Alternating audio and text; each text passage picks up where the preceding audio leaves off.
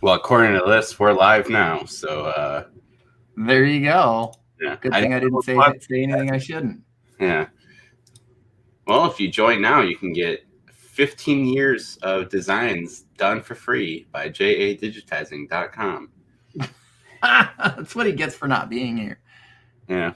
Dun, Well, dun. Luckily, there's a little zero by the eyeball up there. So, right now, we don't have to worry about that. But I'm just waiting for it to tick over to 1.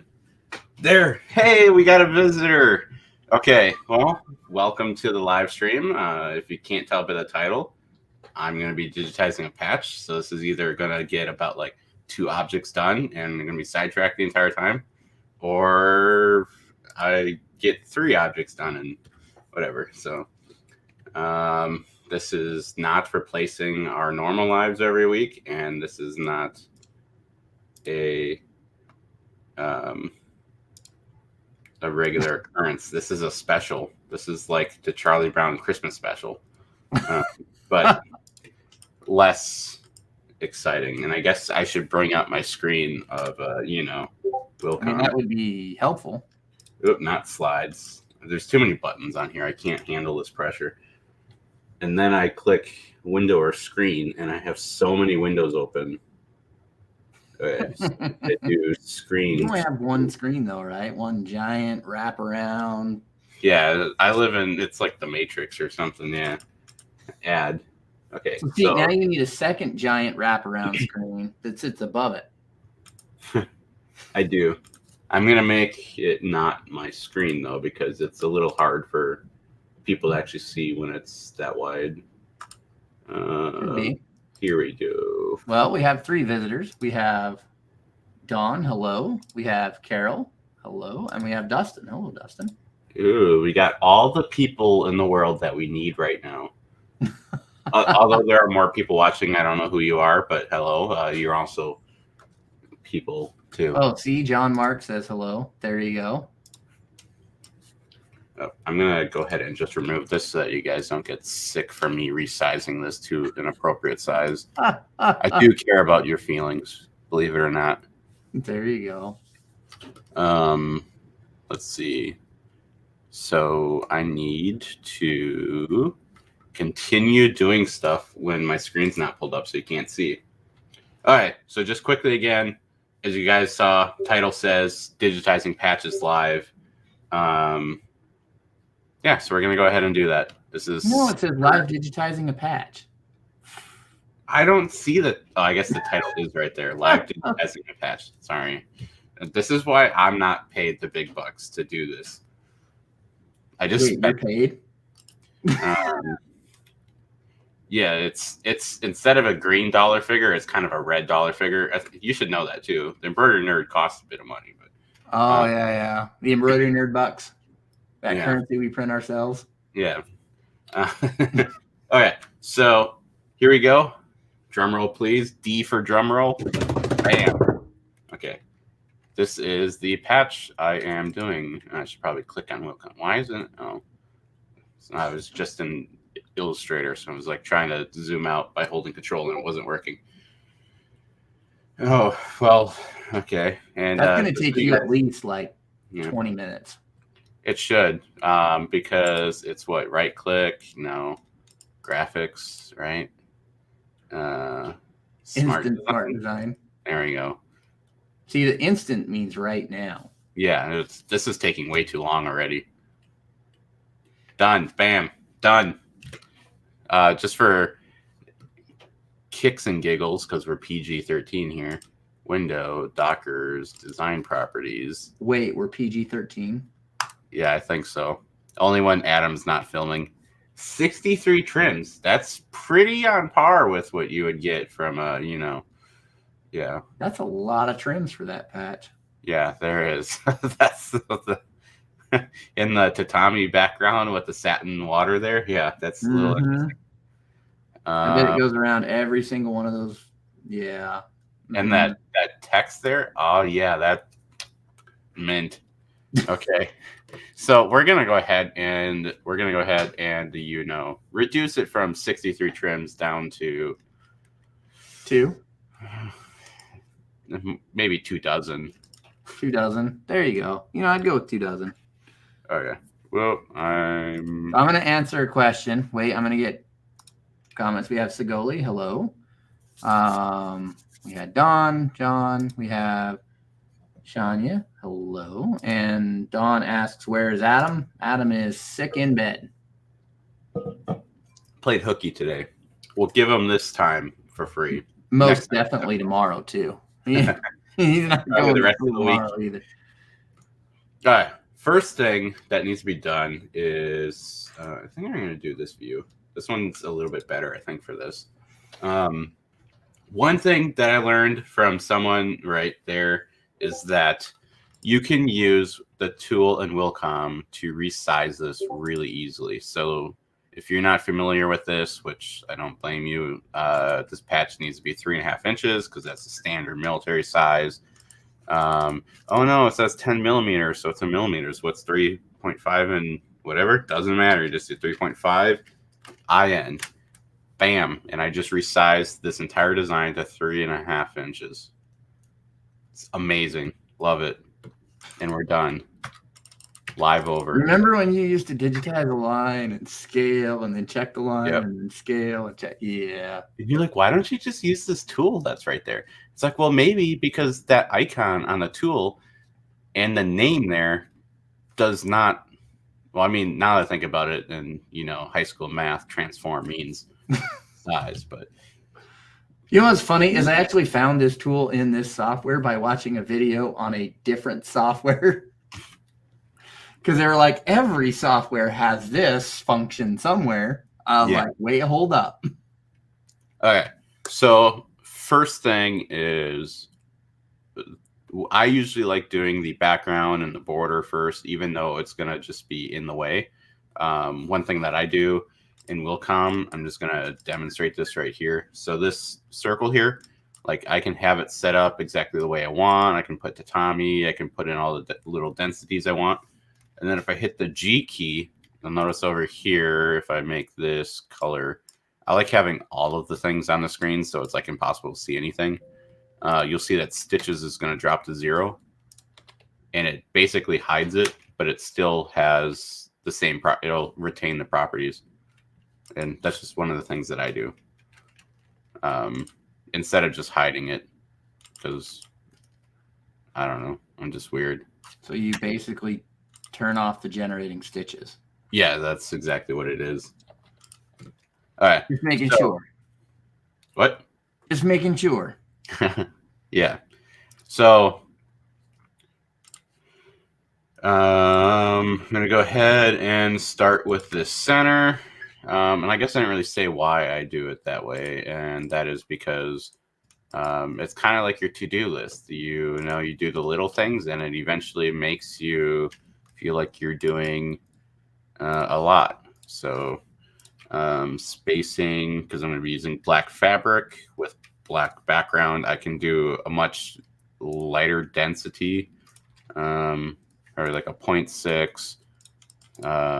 Get rid of all my underlay, because why use that? That's just, you never need that. I'm just kidding. Some wise person has never said that before. And I'm also going to increase my stitch length to 5 because I like odd numbers. And we're just going to go ahead and call that. There we go.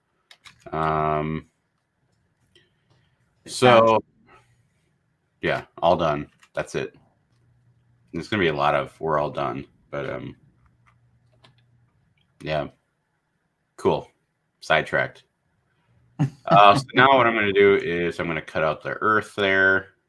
Because why have that on there? And I wish I could bring some of these tools that are under these other menus out, but no. Under what other menu? Oh, yeah. Mm-hmm. Because yeah, that would be super nice. I don't really like where that one started. Okay, do that, and then I'm going to delete this bottom one because nobody likes that one. And then I'm going to do the rockers. So I hate doing these patches because getting this to be symmetrical, especially when you're not using true artwork like this, it's even worse. It's just kind of a pain, but we're going to go ahead and try to do it this way. Normally, I just try to cheat and I use an old design and I just recycle it. But I mean, to be fair, that's what I would do. I'd copy and paste if I can. Yeah. But the other problem with that is that most of these are not, you know, the same. Well, it's only a problem if you agree that it's a problem.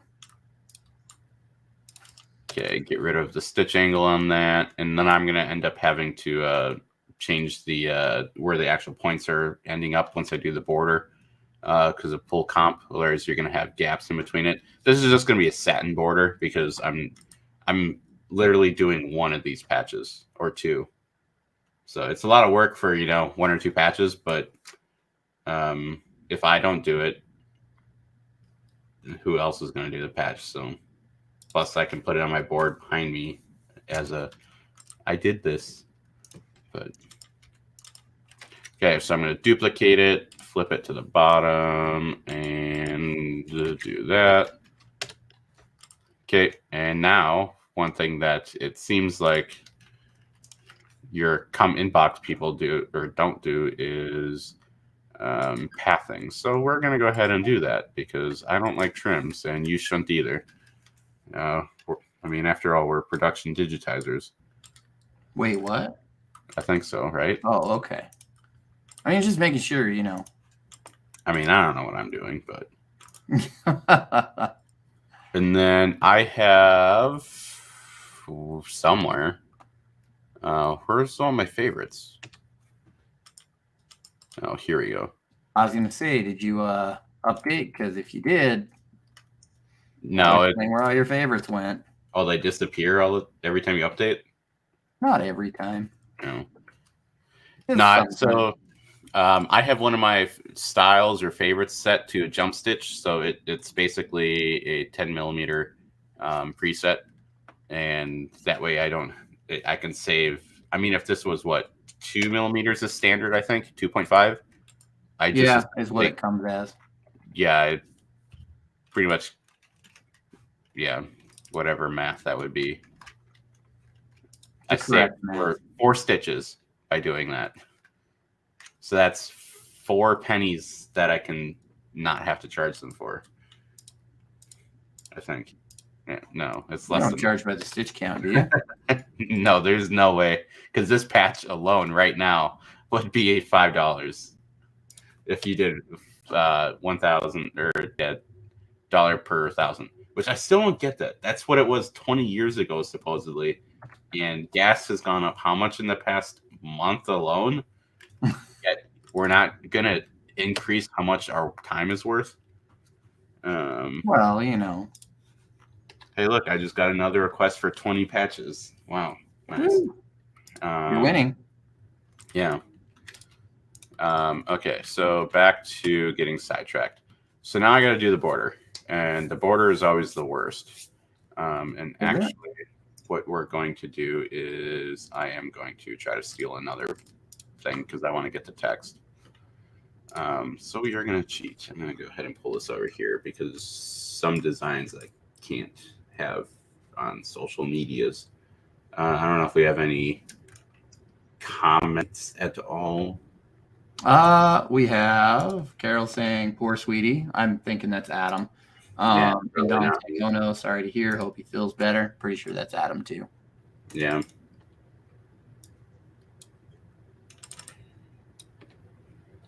He's all excited. Well, not really. Like the kid's really sick. But the new Star Wars game is coming out, the Lego Star Wars, and he may or may not have gotten it. So he's pretty excited for it to come out. So he is just playing hooky. No, he's sick. That's for sure. I can tell you as a dad, he is most definitely sick. Wonder if I actually digitize this one 3.5. We'll see. Because then I already had the border done. Work smart, not hard. That one's not selected either. Okay, we'll try that. I'm just gonna see what happens. What's the worst that could happen? Yeah, it's a little. Is my artwork not actually scaled right? Oop, not lock. Unlock. Height? No, that's right. Or is it the... Oh, this one's 4 inches. Oops. Well, you know what? Let's just cheat. Work smart. 3.5 inch. I didn't have aspect ratio locked. So, I guess here's a question for all the viewers. What did you work on? And I guess Jeff can answer too in the meantime. I mean, In the meantime, yeah, while we're waiting for customer comment. Yeah. Oh, there we Customer go. asked. I did 2 patches today. Massive number, I know. Yeah. Other than that, I was taking care of Adam, but I had somebody that needed a couple of name tapes done, and so I did those. And then it turns out they didn't need them as fast as they needed them. Of course not. And so they'll pick them up sometime before May. March, April, May. Yes, May. Sometime before May, they'll get them. I was pretty, you should have seen my excited face about that. I'm sure there's much excitement. There were words. I did not say them. I thought them very loudly. Okay. So we're going to go leave no doubt. I think the text is my favorite part because it's the font. Yeah, and I can actually use it for this one. Oops, Combat Com Squadron. Although this font is not quite right, so I might have to end up either finding a different one. Yeah, that's definitely not right. I don't remember what one I typically use. Not block 2. No. It starts with an L, I think. So Ginger says, I digitized bluegill fish. That's nice. What is it going on? Or is it future folio condensed, I think. Folio condensed. And I think that's it. I That's know there is someone who actually digitized a custom font for me, but I don't remember where that is, and I haven't actually tested it yet. I do remember that whoever did that custom font for you was like, hey, try it out and let me know. Pretty sure that was part of the conversation. No. And again, it's what? Monday today or Tuesday? I don't even remember. I guess it would be Monday because it's not our normal live night. Yeah, it was a little weird. I know this live isn't exactly what you guys were probably hoping for, but I know sometimes you just like to put on some noise in the background and tune it out. I know it's really popular in a bunch of other groups where it's just like, come watch me work or ask questions or whatever, and I guess that's pretty much what this is. Well, Adam does a 30-minute Ask Me Anything. I think people enjoy those. So one thing with this design right now is the gap between here is significantly larger than your... No, I still got it in Imperial. We'll go back to the metric. So it's pretty much going to be 2 millimeters. So it shouldn't be trimming then, unless if it is actually further than that. If next connector, yeah. So it's like just over 2 millimeters, so it's not going to trim in between there. And that, especially this gap between the A and the V, is going to be pretty noticeable. So one thing that I'll end up doing before I actually stitch it out is I'll break this apart. I can demonstrate that now. I don't like breaking it apart until the very end because I can still manipulate the entire word all at once, or the phrase, because now I can only manipulate each letter, and I don't think there's a way to rejoin them back because it would have to figure out your curve and everything. But now what I could do is I could come off from the L here, run over to the E. Oops, and I hit backspace instead of enter. See, Justin's in the comments. He says, anytime we get to see you, Matt, it's worth it. And well, Dustin agrees. I hope that's a good thing. So basically what I did there is that now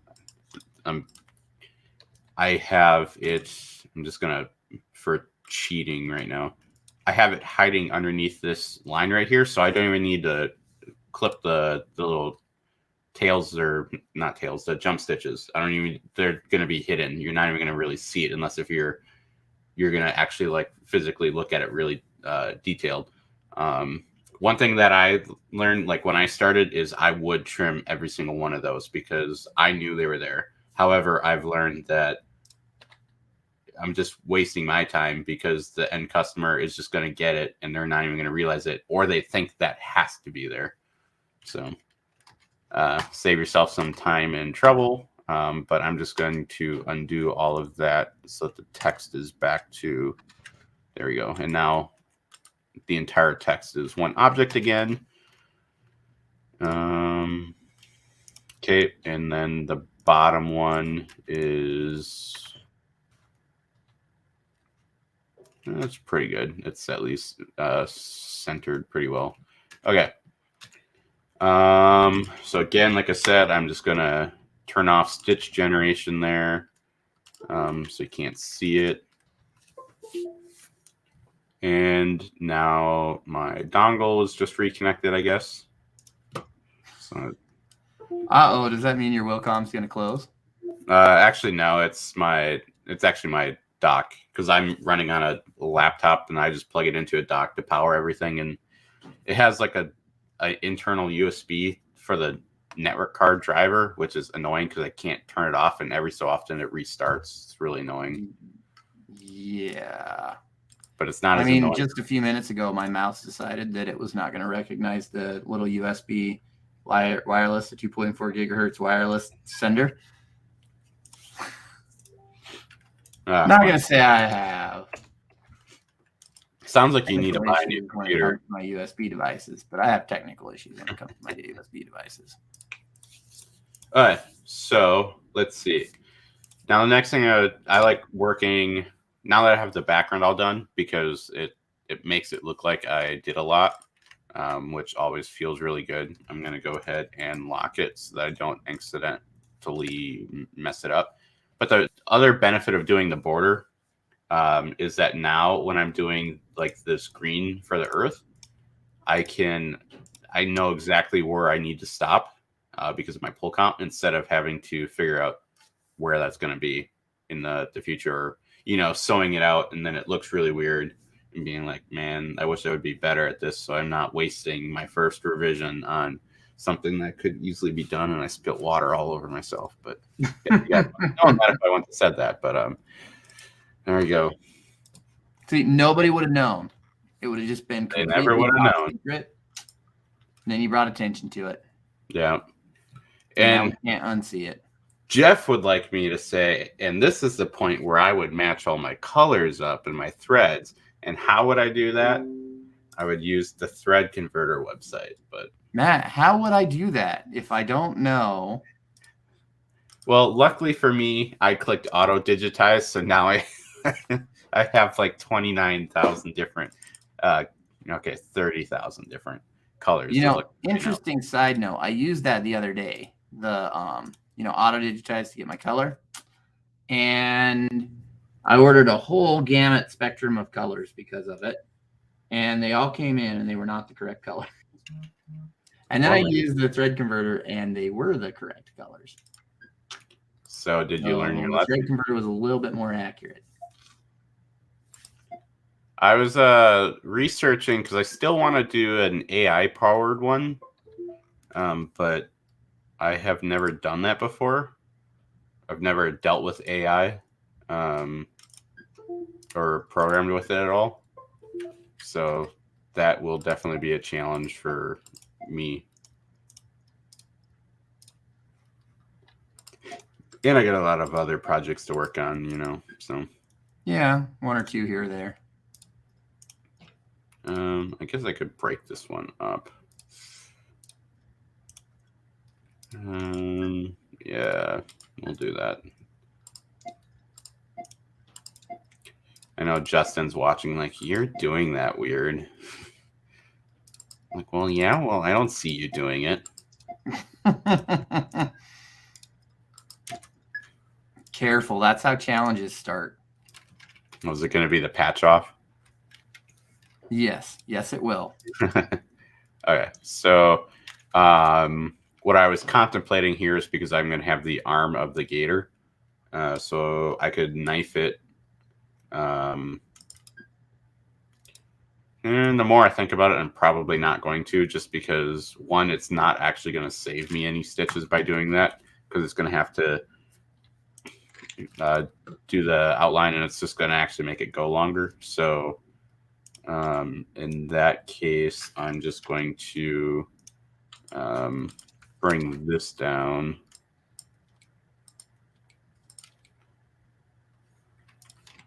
And that should be good. And then I'm going to run down to here, and then I'm going to do this one.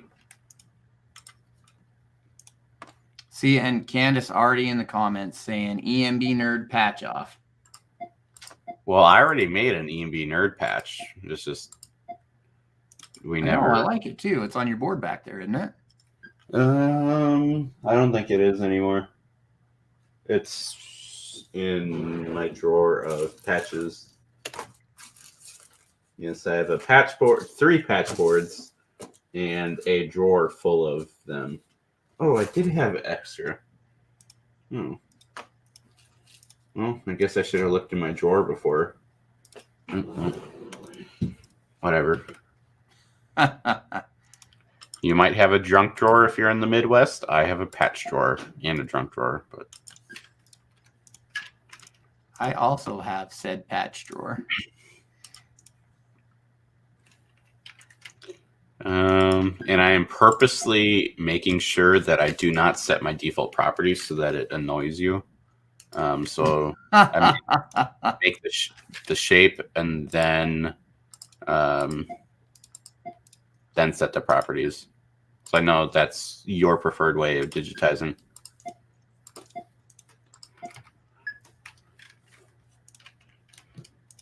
I mean, actually, now that I think about it, I should do the water first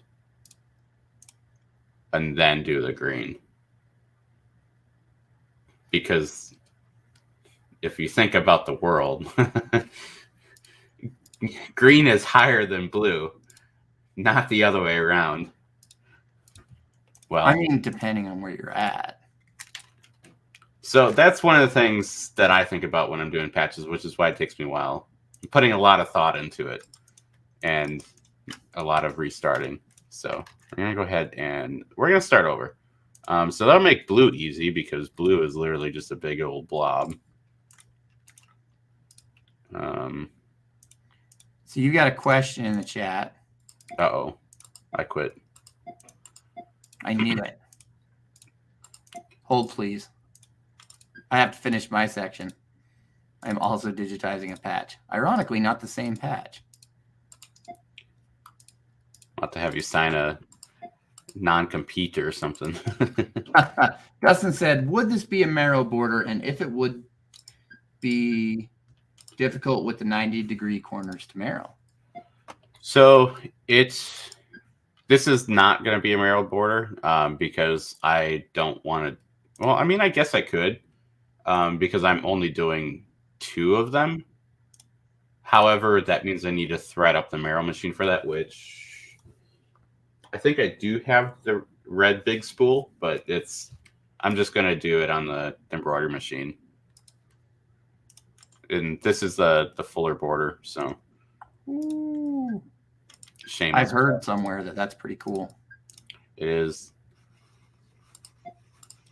the one and only. There goes my mouse again. I heard it.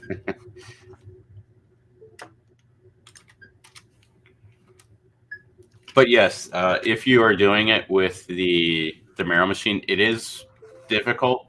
Mine, I modified it using a Dremel, so it makes it a little bit easier to do it. But it's still, in practice of it, it's still pretty tough.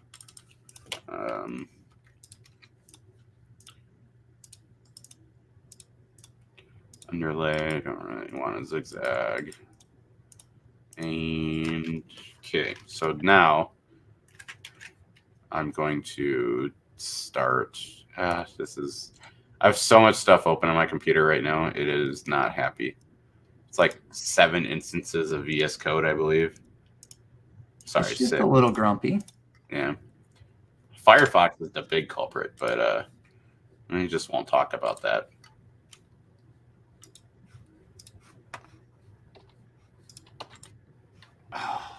Too many buttons and my mouse is dying. Comments. There we go. Oh, no. Can't say that. PG-13. We got the dolphin. You got the dolphin. Oh, boy. Satin everything.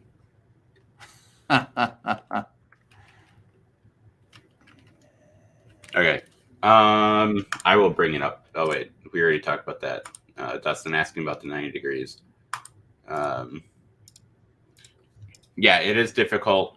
It takes a lot more precision to get the inside corner. I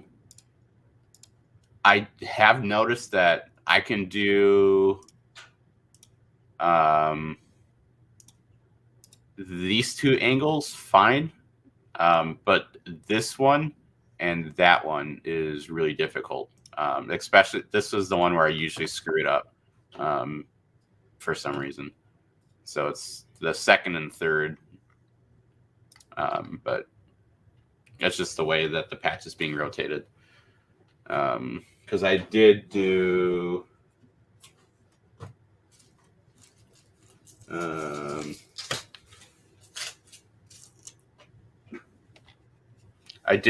camera's over here. These ones I did. Yeah, it's not going to focus. Or I just took pictures. Okay, well, now hopefully my camera comes back. He's frozen. There we go. It's coming back. I think so. Nope. Okay, well, note to self. Don't push the button that far. Okay, cool. So I did that one. It took me a long time to do those. Thank goodness there's only 30 of them. So yeah,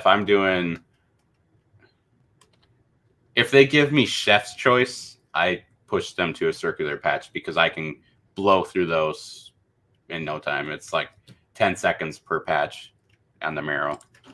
So Slightly faster. Yeah, slightly. And even with this border, your Merrell border here, it's still. It's just then I gotta cut it out by hand because I'm not that great at using the laser yet with that. But well, we're over 34 minutes now, so feel free to ask other questions, or just sit back, enjoy a brewski, and watch us flounder around.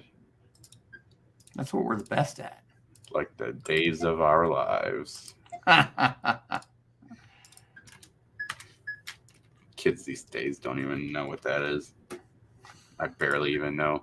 I grew up watching it. Thanks, Mom. Thanks. See? Okay, make properties current just to appease someone. Apply I current. didn't say anything. I thought it really, really loud, but I didn't say anything. I could hear you.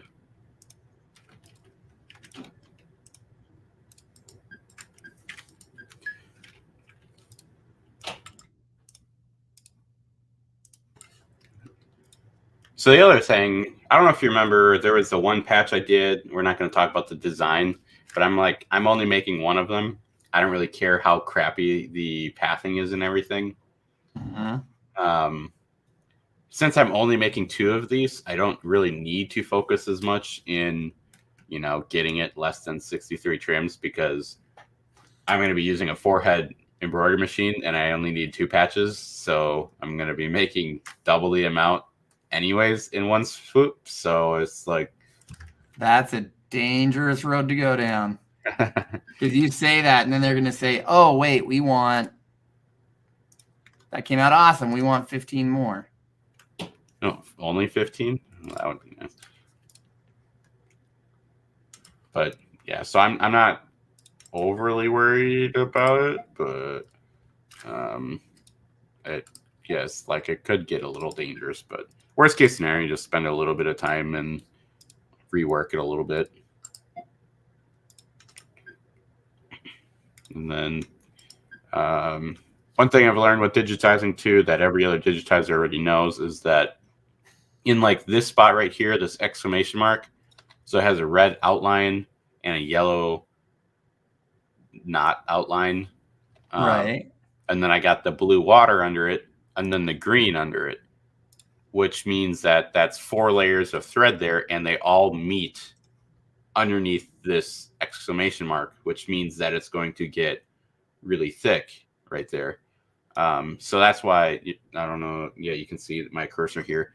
My blue, my water, I have it going way past it because I'm trying to keep it away from there. Because right now I'm only going to have my green going underneath it, and then I'll just have to be a little careful with the yellow and the red. And same with this here, all of this. So I'm just trying to keep it. All right, so Ginger asks, will you be adding the red around the always first? Yes. And how I'm going to do that, I'm not sure which method I'm going to do. Like I could just do a run stitch.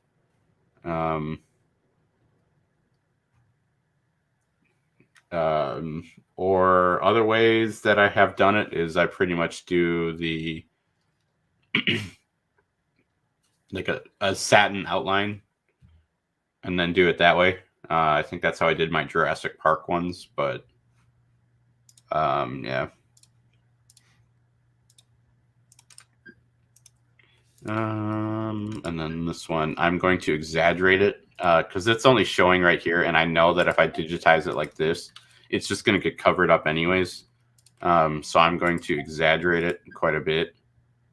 But I'm also going to try to not get underneath the little claw there, because that's another point where it's going to get really bulletproof. Despite it being a military patch, it doesn't need to be bulletproof. It needs to be able to stop all bullets. Yeah. My first patch I digitized was way beyond bulletproof. Wilcom Hatch has a setting for a 3D satin. There's a 1, 3, or no, a 3 and a 5 or a 7 level, which basically means it does 3, 5, or 7 layers of satin stitches over it to make it look 3D. And on the software, it looked amazing. So everything, you bet it was all 3D satin, and it was atrocious. So I believe it. Okay, so there we go. I'm gonna do one of the lightning bolts real quick, and then we'll work on that text, because the gator is just gonna be more pathing or more shapes and pathing, which is boring for videos, right? Well, I mean, I don't know. Pathing is kind of fun. It's a big Text is part of what a it, lot of right? people, yeah. Text is what a lot of people come to watch, and I'm going to give you all of the secrets to Justin's webinar, and this PDF will be in the description. Just kidding. And actually, Jeff can attest to this. The very beginning of the video, before anyone joined, there's a very special promo code for digitizing.com. You know, you should probably go back. And just kidding. It already expired, but you should go back and watch it because it might not be expired. I'm pretty sure it's expired. We haven't Let's seen. just say, Justin, you're about to get a lot of business. I mean, you're going to get a lot of designs to do. I don't know about business. There's a difference between business and work, right? Yeah. Okay. Column B setting, you know, one of the greatest tools in the existence of Wilcom. What is column B, you ask? Yes. What is column B? Column B allows me to draw one side of this lightning bolt at a time. And then now I hit enter and it takes me back here. And I realized I didn't put that where I want it to be. And I start there. And then I can do the other side. And column B is really good for lightning bolts. Yeah, I don't really remember why it's any different, but it's. You have to put in your stitch angles after you're done digitizing it? Oh, yeah. And that's it. But we'll see if I want to make it. Yeah, because satin's not going to work right there. We'll try it with. Come on.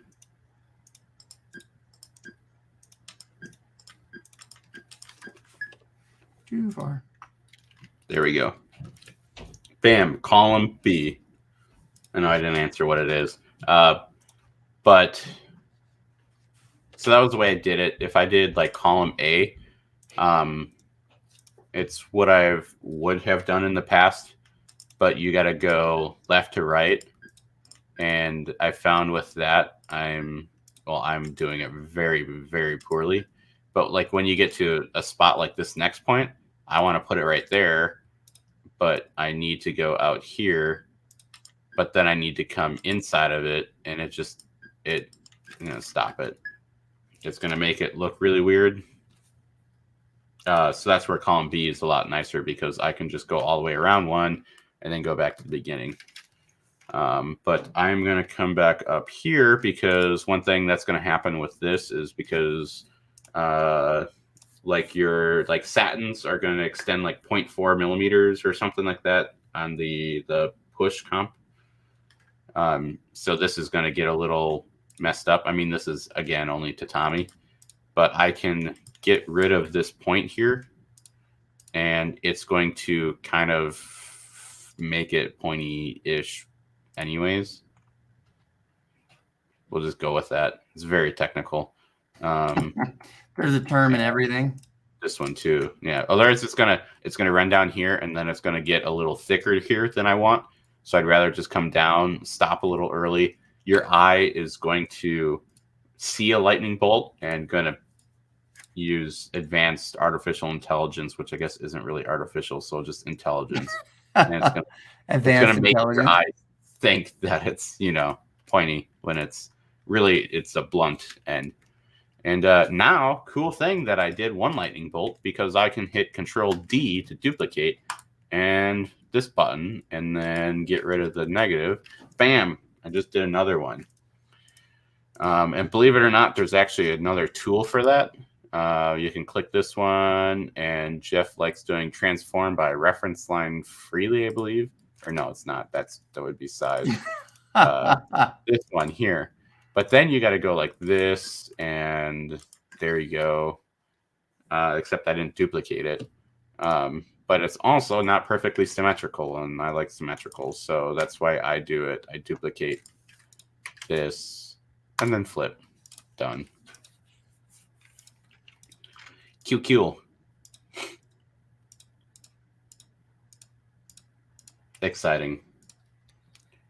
So I'm just looking to see if I can hide a trim underneath the gator.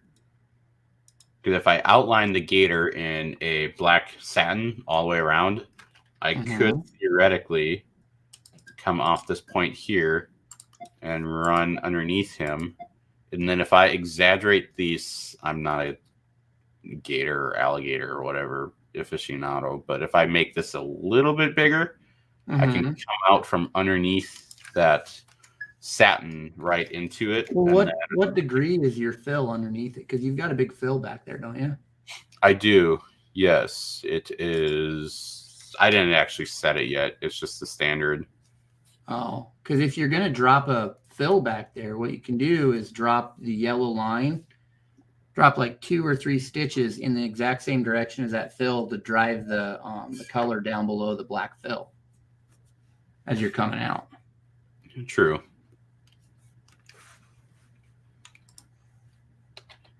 Not that I'm like watching or anything. Yeah, I know. We're all busy. Oh. If you guys like this, us doing a random live like this, hit the like button, I guess, or even better yet, the heart emoji. It would really fulfill my satisfaction. The heart emoji? Yeah, the heart. Yeah. You know, the one where you hit heart and it like flutters hearts up if you're watching it on mobile. It's pretty cool. Oh, I don't think we see any of that, do we? We don't, but if you do it and you see it, it makes me feel better, I guess. I gotcha. Okay. So I'm going to go ahead and that's the patch so far. Obviously, this is over the border, but that's fine because we're going to fix that after. All I got to do is move the border down last. One thing that I was mentioning earlier about with push and pull comp, I can guarantee right here that this is going to stick out past this border right here because the fill, because push comp goes perpendicular to your fill. So in my case, the fill is whoa, that's not what I wanted.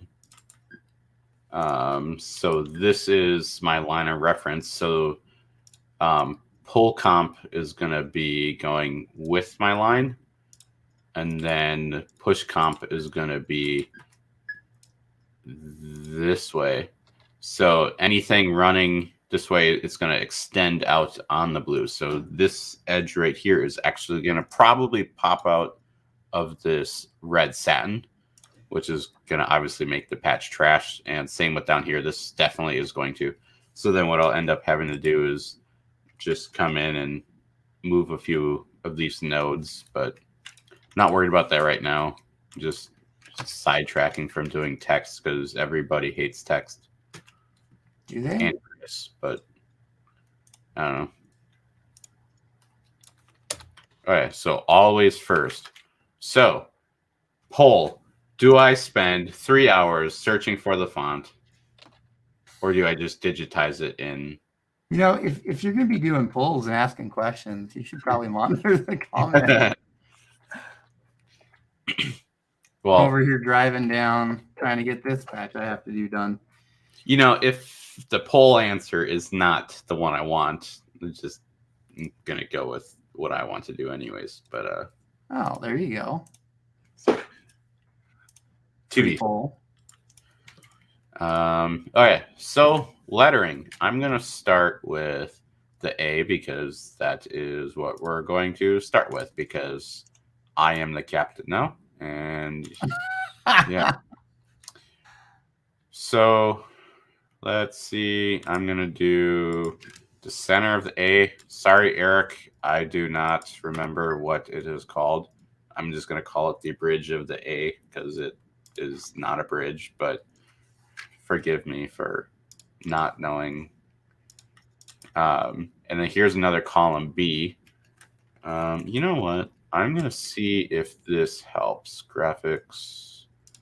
Isn't there a way to dim the artwork?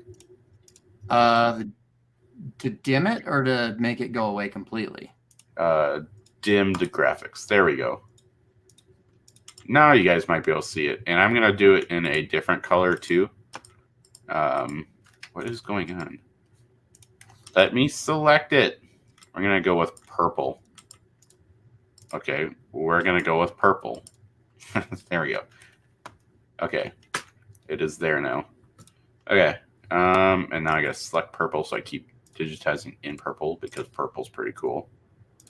All right, so column B, I'm going to come up here and learn this from a pro who is to my right, and I'm going to... Dustin's not in here yet. You got to give yourself a little bit more credit. All right, so there we go. That is that side, and I'm not going all the way up to the top because don't worry, I got it figured out. It's gonna be like that, and then enter. Come down here, stop there, cross over, and did I do that right? I did not. I think I needed to. Let's see. I think the left one I was supposed to do. That'll work. All right. So the reason I did not do it like, which shape do I want to use? This one. I'm going to do it in green because it's a cool color. We're going to go, I'll at least make it curved. So this is the way I would not recommend doing it because this is the way I was doing it, and Jeff told me it's not correct. So a happy Jeff is a happy Jeff. Oh, man. Okay. Out.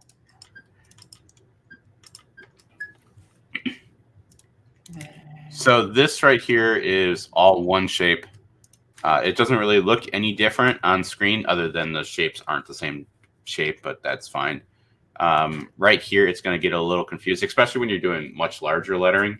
That's when your stitches are going to get a little longer. So I can just kind of prevent that. And A is just one letter. Other more significant ones are like W's in the base of it, or like right here. Your satin, if you do it all in one shape, it might just try to do it all the way across, and you're going to have ka-chunk issues. So we're just going to not do that. But, okay, so now I got it exiting. I'm going to run it up here. And then column B. Gosh, what would I do if I didn't know about the column B yet? You'd use column A. Actually, honestly, I'd be using one of the other, the regular blue ones in my second column. The open or close fill. I think that's what it is. Digitized close shape. So it wouldn't even be any of the columns or complex fill. It would Not just that be a close shape. But yeah. Oh yeah, and one more thing I'm gonna do is underlays. Well, that might be important. So underlay, because it's pretty small, I'm gonna drop it down to. I mean, I guess it's not that. What size even is this actually? Okay, so it's a 1.5, 5.81 stacks-ish. We'll go with that. And select all my satins.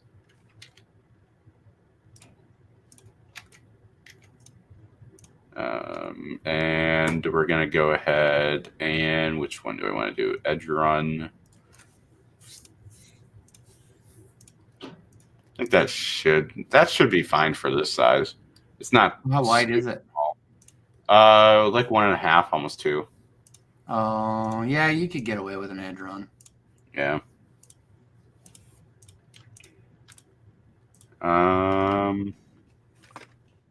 Yep. So we're gonna rock and roll with that.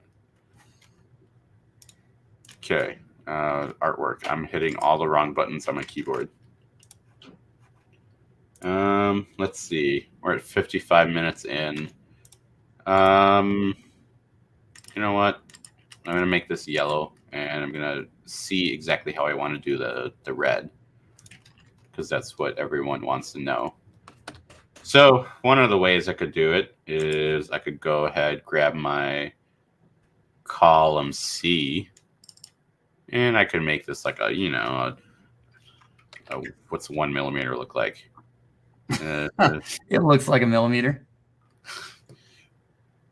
Except that it's going to add push and pull. Pull. And my machine is going to add 0.2 to it as well. So it's going to get a little thicker.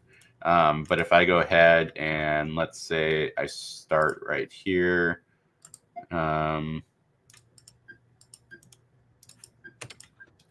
And I just run it down around town. And let's see, we'll just go like this because I'm not going to do it this way. I don't know why I'm putting so much thought into this. Okay, obviously that is not in the right sequence, so throw that back up there. It doesn't look bad, which is not that great either. I'd have to sew it out to see exactly how it'll work.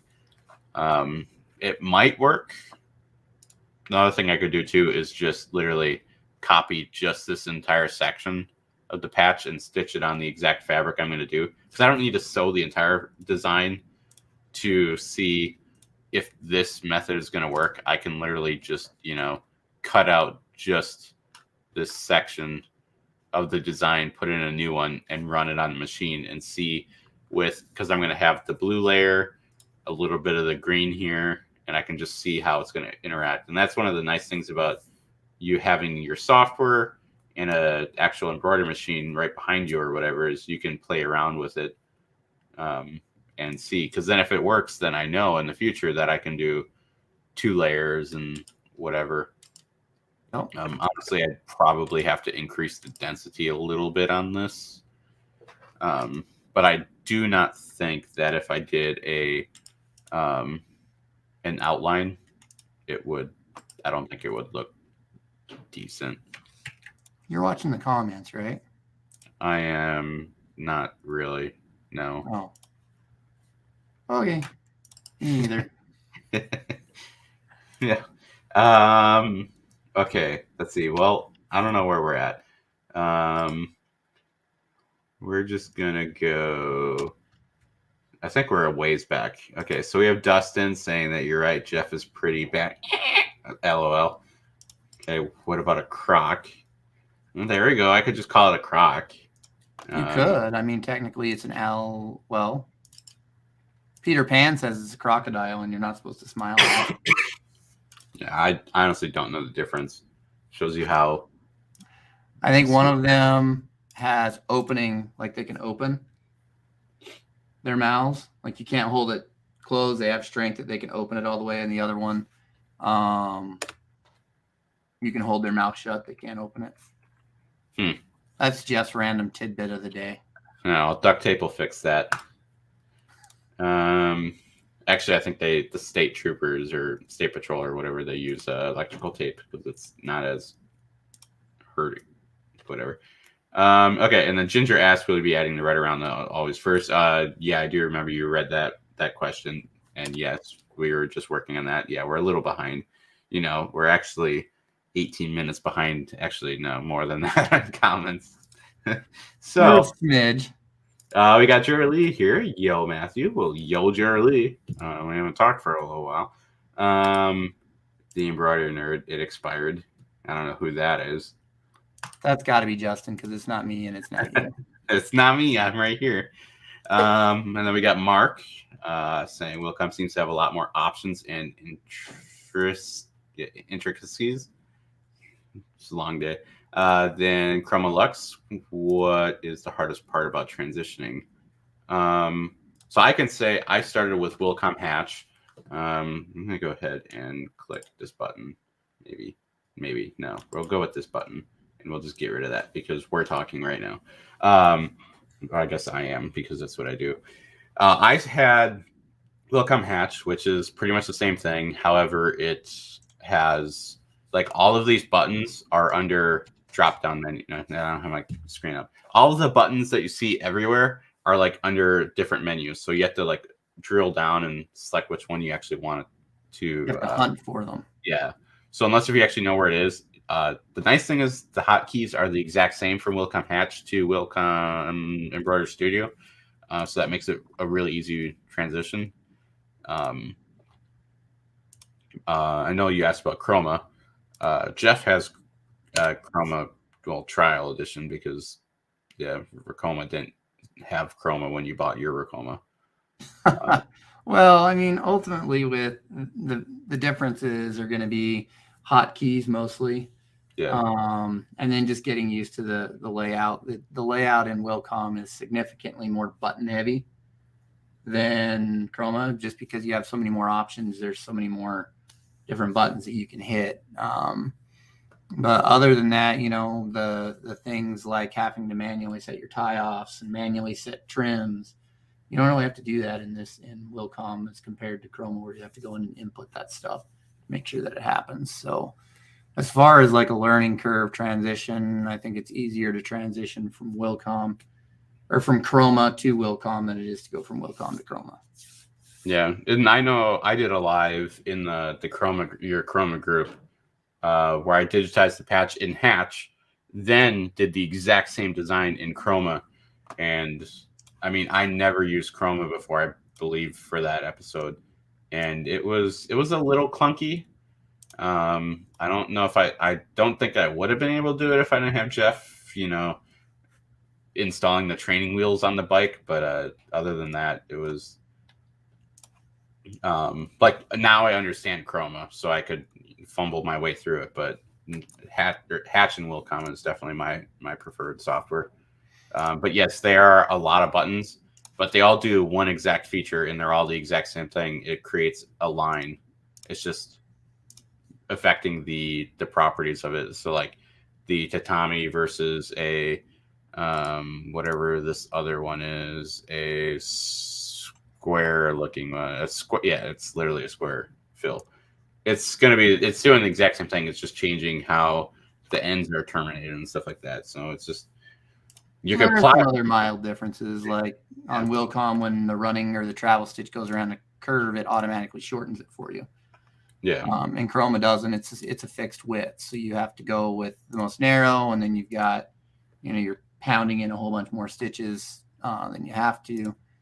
So there are quite a few differences, but every software has the same nail you have to hit. It's just you're using a different hammer to hit it. Yeah.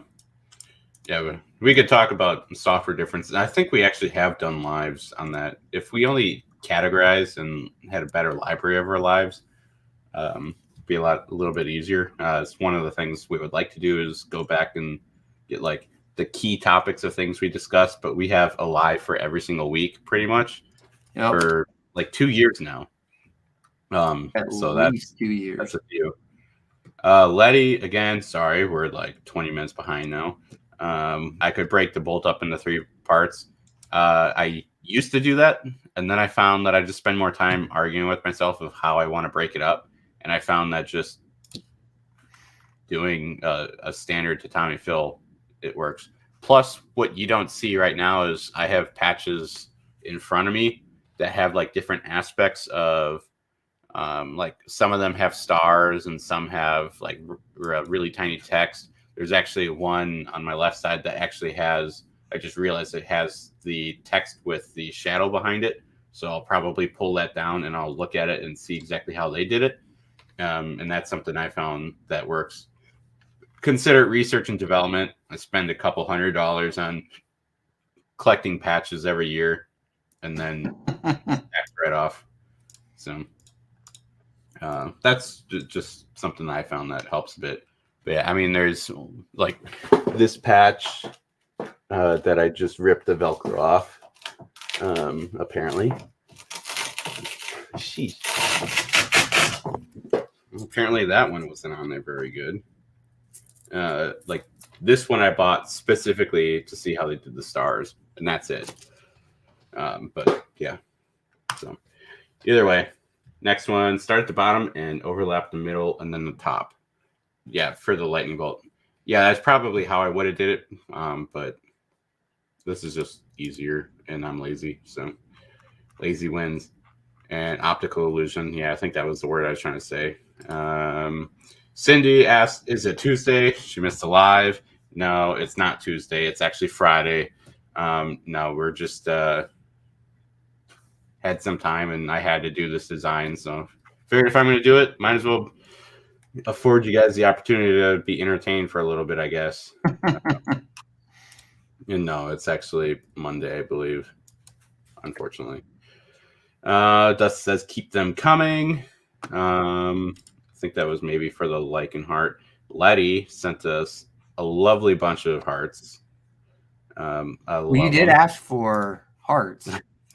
And yeah, hearts are flying according to Justin. Why not complex red fill?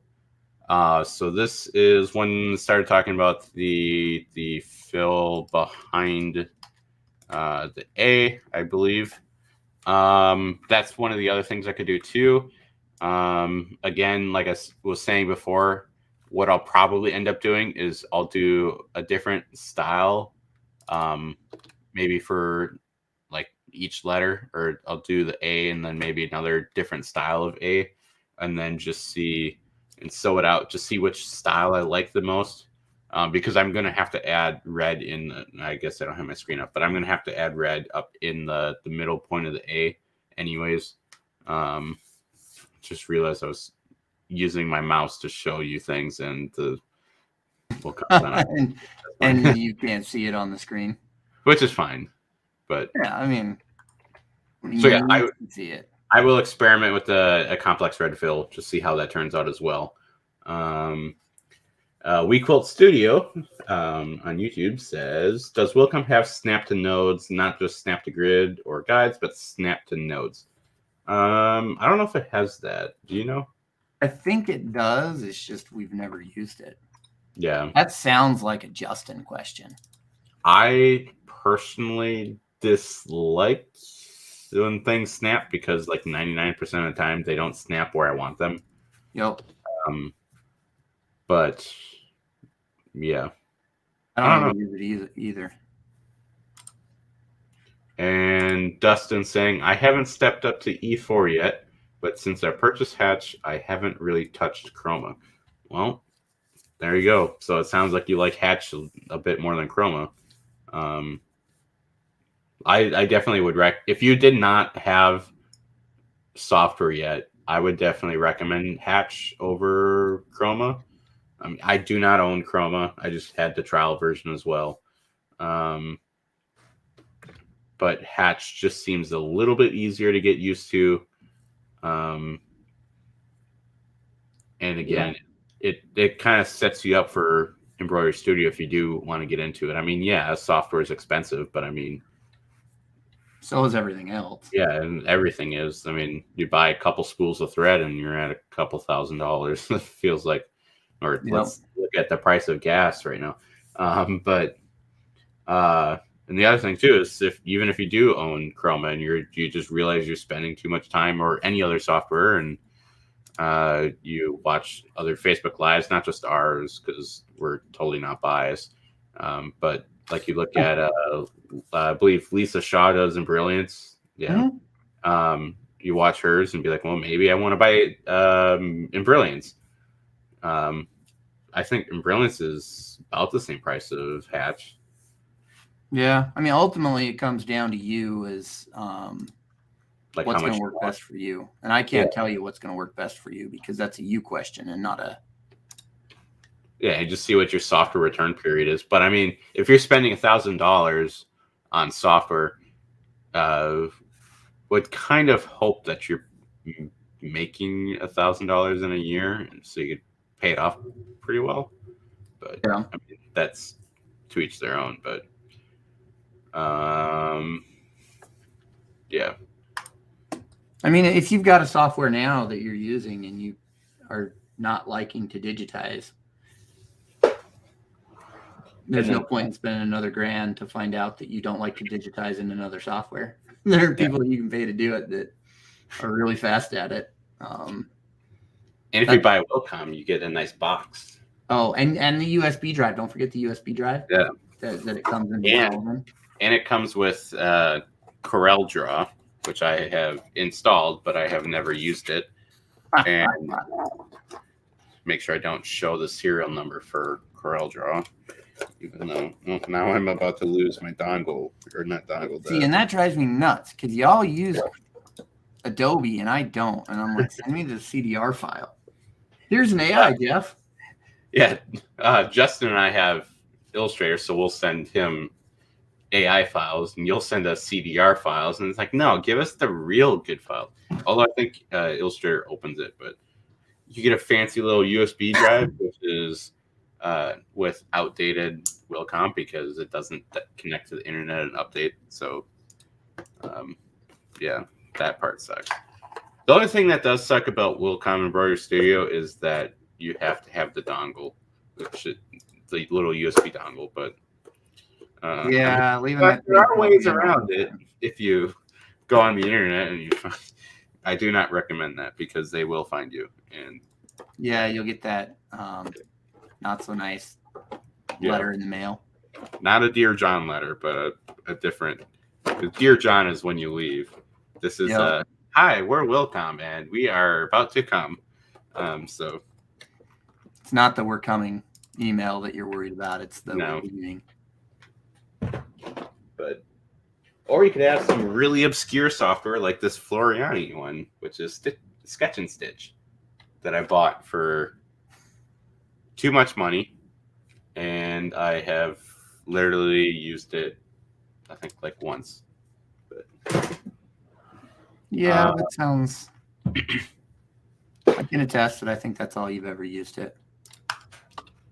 Okay, and then Justin says he doesn't think that Wilcom has snap to nodes, only grids or guides. Yeah, that sounds. I mean, like I would agree with that. I haven't seen anything. I mean, I'm not by any means a Wilcom guru. That's these other two guys that actually read the user manual and work in it a lot more than I do. But WeQuilt says I use snap to nodes and Embird, to copy paste the font I am tweaking and then snap to the original when I need to, so I don't lose the integrity of the font. So it's a good technique. That's why I don't like doing fonts, because it's very technique based, and I hate doing fonts. So, although I'm starting to do them more because it seems like it's faster just to digitize the font than scroll through. Or what font is this? Like, yes, you can go to whatthefont.com and figure out what it is, but then it's going to be like 15 paid ones, and it's like, I could buy the paid one for $25 for one design that I only need 3 letters for, or I could just digitize those 3 letters. But yeah. And then Mark is saying USB drive and a box, definitely worth the $4K. If you do order on a Friday, you get a free coupon to chicken nuggets at McDonald's, though. And since you're in Japan, the chicken nuggets there are fantastic, that because Japan really cares about their food quality. I do miss the teriyaki burger, but side note. But what I will say to counter that is 4K is a lot. However, if you go on eBay and you buy some old embroidery software, make sure you check with your sales agent that they'll accept it. I bought what was it? Genesis? Generations embroidery software for $20 on Best Buy. Fleabay, eBay. There you go. It's got a name in it. It's the one with the name. Yeah. that one website, the one with the name.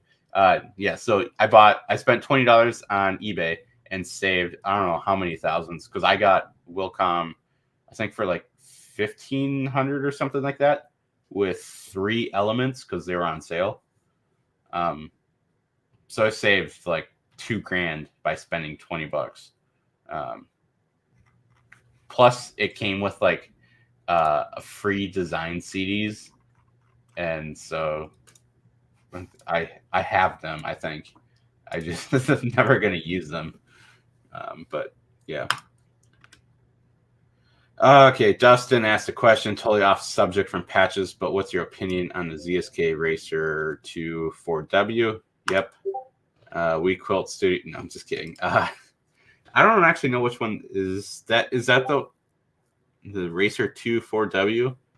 The Racer 2 would be the 12 needle. The Racer, I think, has a higher stitch per minute.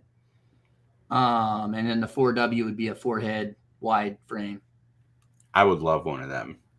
I know you would love one. 4W is perfect for patches because you can get a lot in the border frame or the sash frame.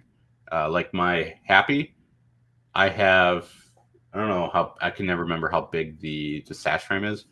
You know what? I'm going to go ahead and I'll bring it up in Wilcom if it comes up. Probably the fast color change motor and it's 18 needles. Yeah. Okay, come on. You can do it. Okay. Thinking hard. I gotta switch to view. Here we go. Technical difficulty. All right, so this is how I'm gonna get rid of your comment and us so you can see a little bit better. So what I did, this is a one head of my Happy. So I have 4 heads on it, but this is the entire sewable field of that head in that sash frame. So as long as it's in the red, I can sew it. So what I'm doing is I'm just setting this up and then I have it repeated. So it's going to do another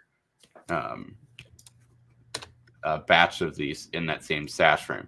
If I had the wide, I could get another row in and I would be much happier because I wouldn't be wasting it. Because I still have enough room to do another patch in between the heads, but I can't physically get the needles there. So it's every time I do this, I'm wasting like 3 inches of fabric in between each head. So it's just kind of annoying. If I had the wide version, you would get an extra like 3 to 4 inches. So it would just make it a lot better. But unfortunately, those machines cost money. So I mean, I think they all cost a little bit. Yeah, I mean, I got my Happies for a very good price. So I can't afford a $50,000 machine.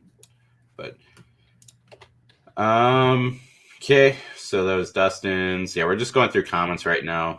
I'm pretty much out of energy. It's been a long day. We Quilt Studio. Yes, I hate fonts too. Everyone hates fonts unless if you do it professionally, and then you still hate them. You just love money. So everyone likes money. Insert the "I love money" meme from Idiocracy because it's I love money. Okay, and then saying, what is the benefit of the Merrell stitch? Does it just make the patch stronger? I made a faux Merrell stitch in Embered. Not sure if I should use it. Well, so the Merrell stitch is amazing. Well, one, using it on the actual Merrell machine. So like these patches here, I can do one of these patches, the entire border, in about 10 seconds, and that's being very conservative. But the nice thing about it is what happens is I get a sheet of patches. Which ones do I want to show? So like these ones here, this is what comes off of my sash frame. Not the top ones because that's my logo. These ones here, just say this entire sheet was just full of them, I could take that in the laser cutter and I can laser cut all of the borders out. And then I have an actual, the border will be exactly the same. I don't have to sit there with the scissors. And then I can take it and run it through the Merrell machine and do the Velcro at the same time. Because all of my patches have Velcro on. So like this one here, autofocus, which it's not going to. And I'm probably going to take another picture. And I got to fix the settings on my camera, but whatever. Just take my word for it that the Velcro is underneath the Merrell stitch. So it makes it a lot faster.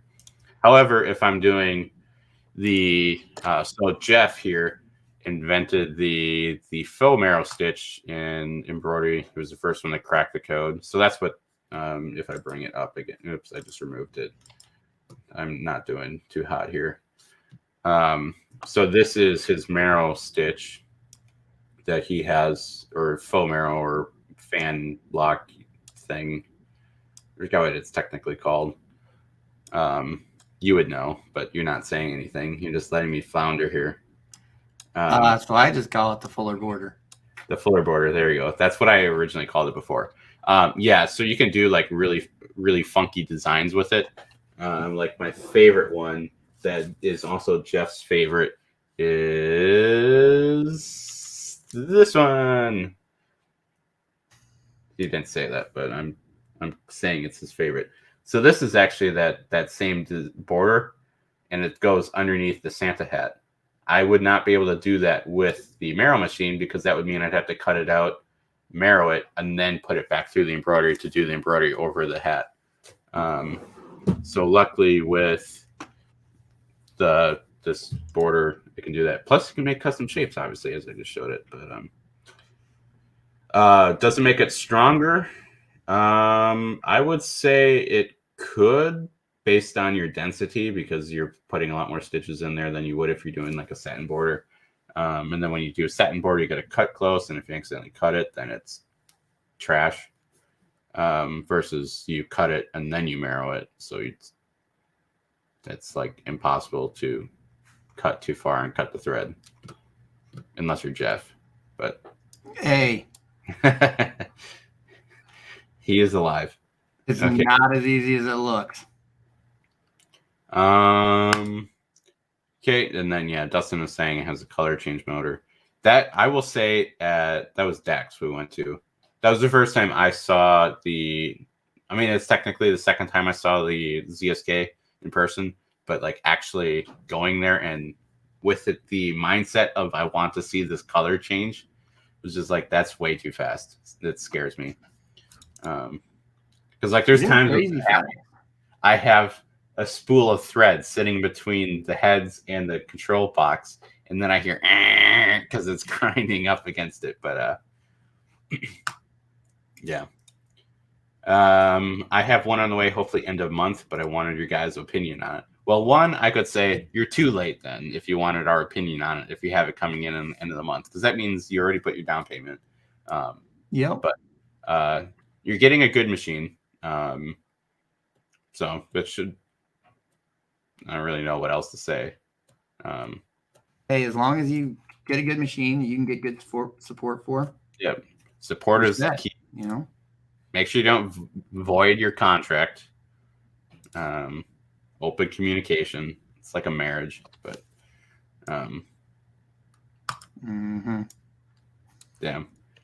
Yeah, this costs more than my truck. Yeah, my truck cost me, I think, like $11,000, and it's worth more than that now somehow. Maybe that's what I could do. I could trade my butterfly for a vehicle. Do that. You should always try. Okay, well, Letty is saying, good night, guys. I want to see the finished patch. Well, unfortunately, this is as far as I got, and that was also, well, I guess that was only a couple minutes ago, so we're catching up. Yeah, we're getting there. Yeah, don't worry. I'll post it. I'll post it in the Discord first. If you guys haven't noticed, I like posting my patches I make in the show and tell, which is where you guys can post all your stuff too. Everything in Discord first, but yeah. So good night, Letty. We Quilt says that Merrell stitch is gorgeous, Jeff. I'm going to add the chef's kiss to it as well. Glad you like it. Mark is saying, hey guys, appreciate the input on softwares. I just emailed the sales rep back about the trade-in. I love catching these lives, especially when it comes to patches. Well, I mean, obviously you have a soft spot in your heart for patches that we know, Mr. Patch 22. I do need, next time you release the pizza patch, I want to get the I'm full of chocolate Ralph patch, but I can't buy it from your one website without double shipping when you could just combine. I mean, I guess I could buy it, and if you had it in your heart to refund one of the shipping and combine it, but you're gonna have to hide it though, because if my wife sees that I'm full of chocolate, don't make me run or whatever, she's gonna be like, that's mine now. And it's like, you don't even have a PT test. I mean, so just buy 2 of them. Yeah, I could buy 2, but it gets expensive when you're like, I know I want the pizza patch, but if I get the pizza patch, then Allie's going to steal it, which is, everyone's like, see, look, he says he's got you. Consider it done. You're set, man. I keep mentioning these pizza patches. I'm just going to show you. Shameless plug. I think he's going to charge you an extra $2 for the receipt that you can show your wife. Yes. I have heard of that, where like you buy a gun and they're like, no, I just bought a fishing pole. That's all it says. You get the, yeah, I haven't even taken this one out of the packaging yet. So Focus. Yeah. Pizza Planet. And I really do like, it's the little things in life. It's even on orange Velcro. Ooh. You make it look like pizza crust. Which is like, it's so minor, but it's actually really awesome, because like not a lot of people think about doing different things like that. Like, I don't know if you guys know, but there's a ton of different types of Velcro, and someone just happens to have a sample book of it somewhere, maybe. I don't know. Matt has all the Velcro. I collect sample books of everything if I can. But it is not in there. It's in my Velcro box, which is somewhere. One of them, whatever. But yes, there's different colors of Velcro. Yeah, like orange and blue and purple. Yeah, and clear, invisible. We Quilt says, do you guys ever put on another thinner, looser satin over the first satin, aligning them both to the outer edge? Another thinner, loose over. I don't know if you mean. Let me grab a patch. Hold, please. At least I don't have my patch boxes opened up yet, because it could get messy in here real quick. Yeah, that's my one drawer that I was trying to keep it sorted, and then it's just like, you know what? The problem with the IKEA drawers is that they have the little slot in the front. So like I have like these patches, and then like Allie saw me yesterday just shove them through the opening. It's like, wow. It's like, what? It's my patch drawer. So my question is, I don't know if you mean something like this. Can you focus, please? And let's do. Ugh. Macro lens. Do I need to send Adam? He can zoom and focus on stuff for you. I don't have the right focus button selected or whatever. But basically, this one is satin border with another one under it. I don't, unless if you're trying to get a little bit more thickness. Seriously? Why is this camera is like $2,000, but I can't get it to focus on your palm? Okay, whatever. I need the other. I mean, essentially, I think it's a satin border underneath the, like when you do a border and then you Merrell over the top of it. I don't know. I'm not following. I don't know. I don't have the. If you send a picture in the group, which by the way, I'm sure most of you guys that are watching are familiar with the group. But if you're not, you can go to embnerd.com/group to go directly to the Facebook group. or you can go to embnerd.com/discord, and you can join our Discord, which has a lot more conversations in it that are very close. I don't know. This is another community that's really great. But yeah, I forgot to get rid of it. We'll just do that one and disappear. Okay. But the Mark said he's got me. Yeah, my PT test is next month, so got to get that waiver reactivated. I haven't ran for a PT test since 2019, since I hurt my knee. So that was one nice thing about COVID. Didn't even have to worry about it. WeQuote says she thinks she saw John Deere do it. I don't know when he would have done it, because I was watching him a couple years ago, but kind of stopped recently for obvious reasons. Yeah, I honestly can't even picture what you're trying to describe. I don't know. It's very likely I have. I mean, do you guys? Let me read it again. Another thinner, looser set. Oh, you know what? That's Eric teaches that, the reinforced outer border for when you're like hot cutting. I would do that. I don't. But I went to another satin. I would do one satin to rule them all, and then I would do a triple stitch all the way around, because a triple stitch would keep me from crossing and cutting it. But then I just realized that if I found this scissors right here, this spring release one. As soon as I got this one, I stopped cutting too far and hitting the thread.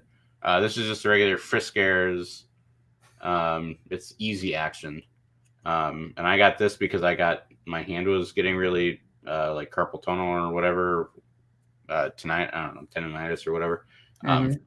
Cutting with just one of your regular fabric scissors for so long. So I got one of these because it's spring activated. And yeah, it didn't hurt as much. And plus it seemed like I wasn't cutting the satin as much, and you can get in tighter areas. So if that's what it sounds like if you look at the last comment, it just popped up. Maybe it was in Brilliance, Eric from Brilliance, and Eric teaches that where you reinforce that outer edge before you hot cut it. I've seen that technique. I've never really used it. I've never needed to reinforce that edge. I don't think it's for strength. I think it's just in case if you nick a thread when you're cutting it out. It just helps kind of hold all that together versus like. Yeah. That's what I think.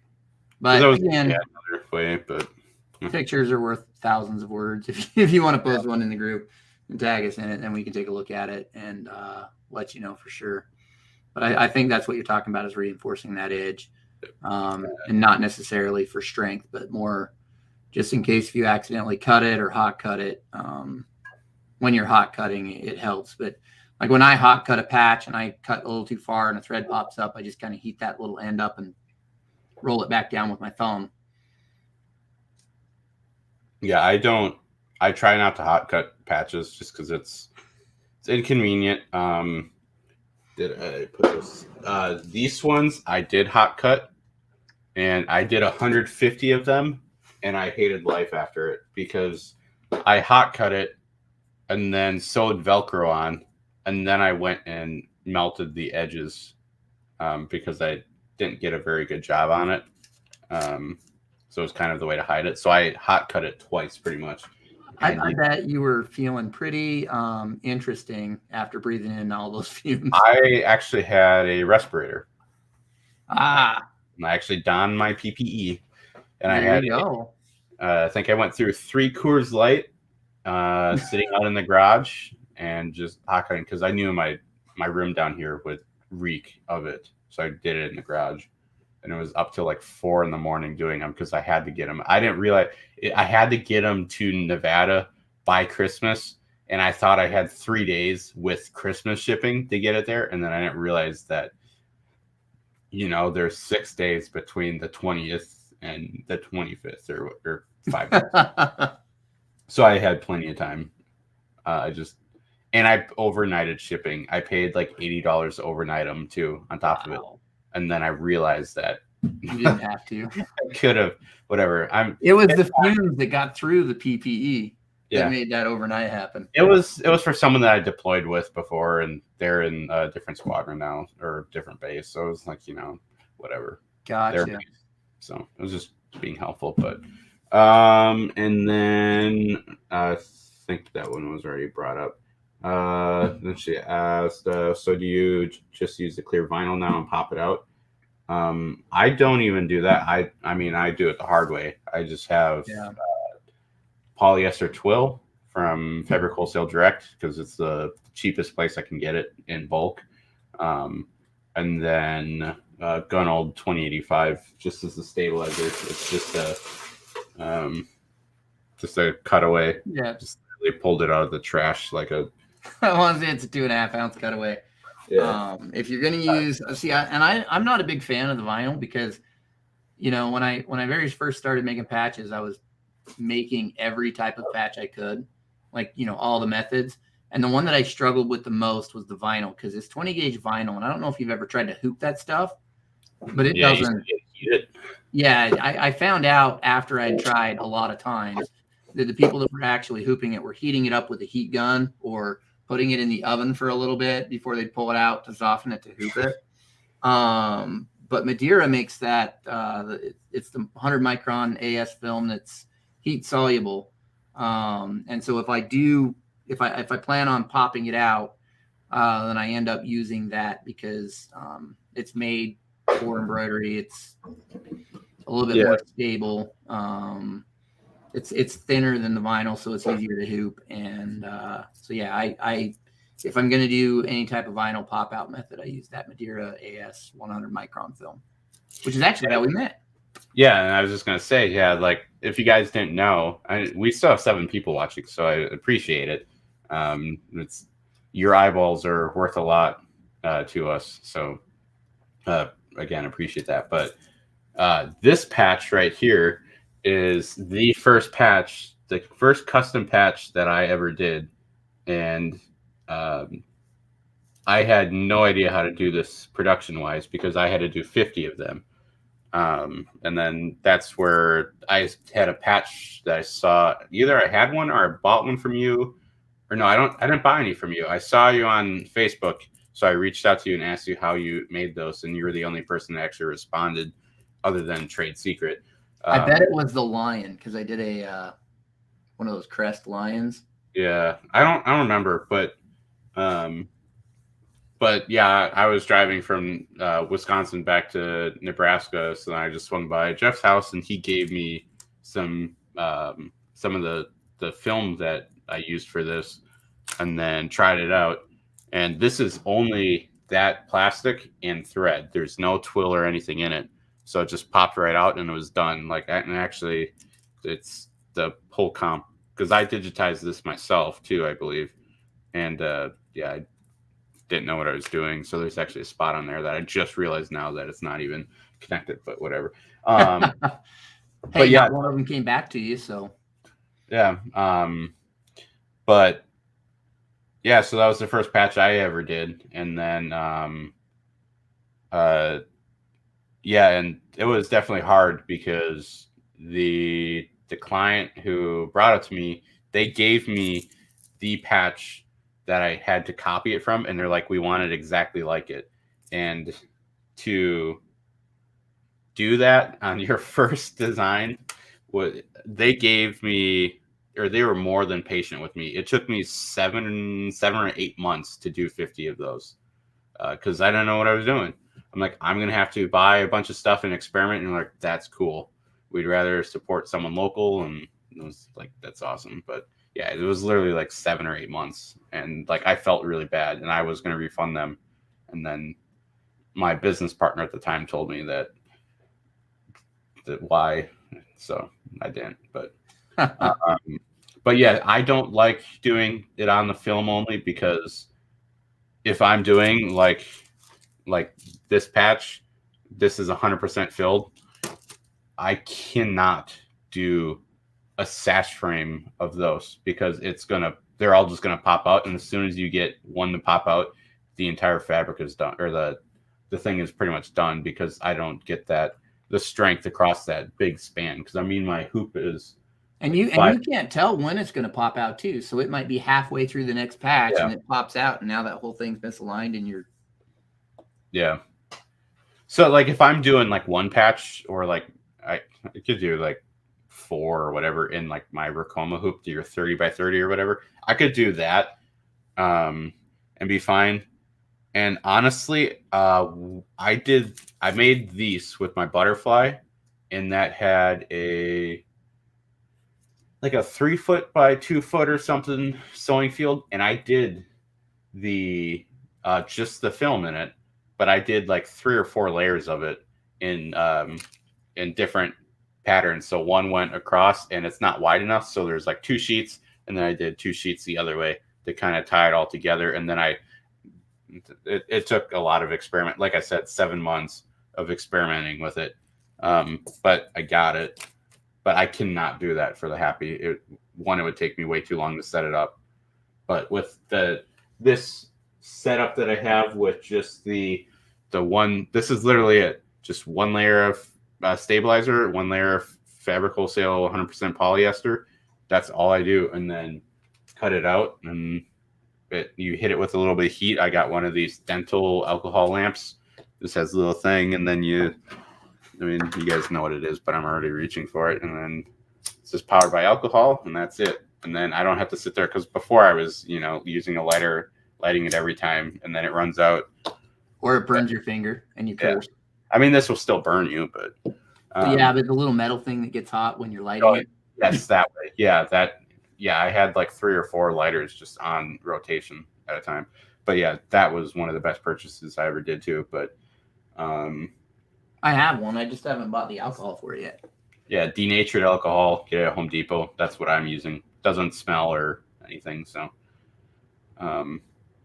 but that is the clear vinyl and pop out. Man, we're like almost 2 hours in. This is way longer than our regular lives. Wow, ambitious start. Yep, I read your comment before. That's why I was talking about it a little bit. But yeah, it was definitely an interesting design. But I mean, Justin's got some stuff to pull out here to top this one tomorrow. Yeah, I don't even know what the topic is off the top of my head, but I unfortunately won't be there because I have a literal work cluster. Thank you, 3-letter agencies. So Kathleen says, I have a Racer 2W, amazing machine, but thinking of trading it for 2 Sprint 6s or 7s so I can network them together for small production and still have the option of taking one mobile. So yeah, I've heard a lot of people are liking to go to singles for that. I don't know. I do like having just set up one and going.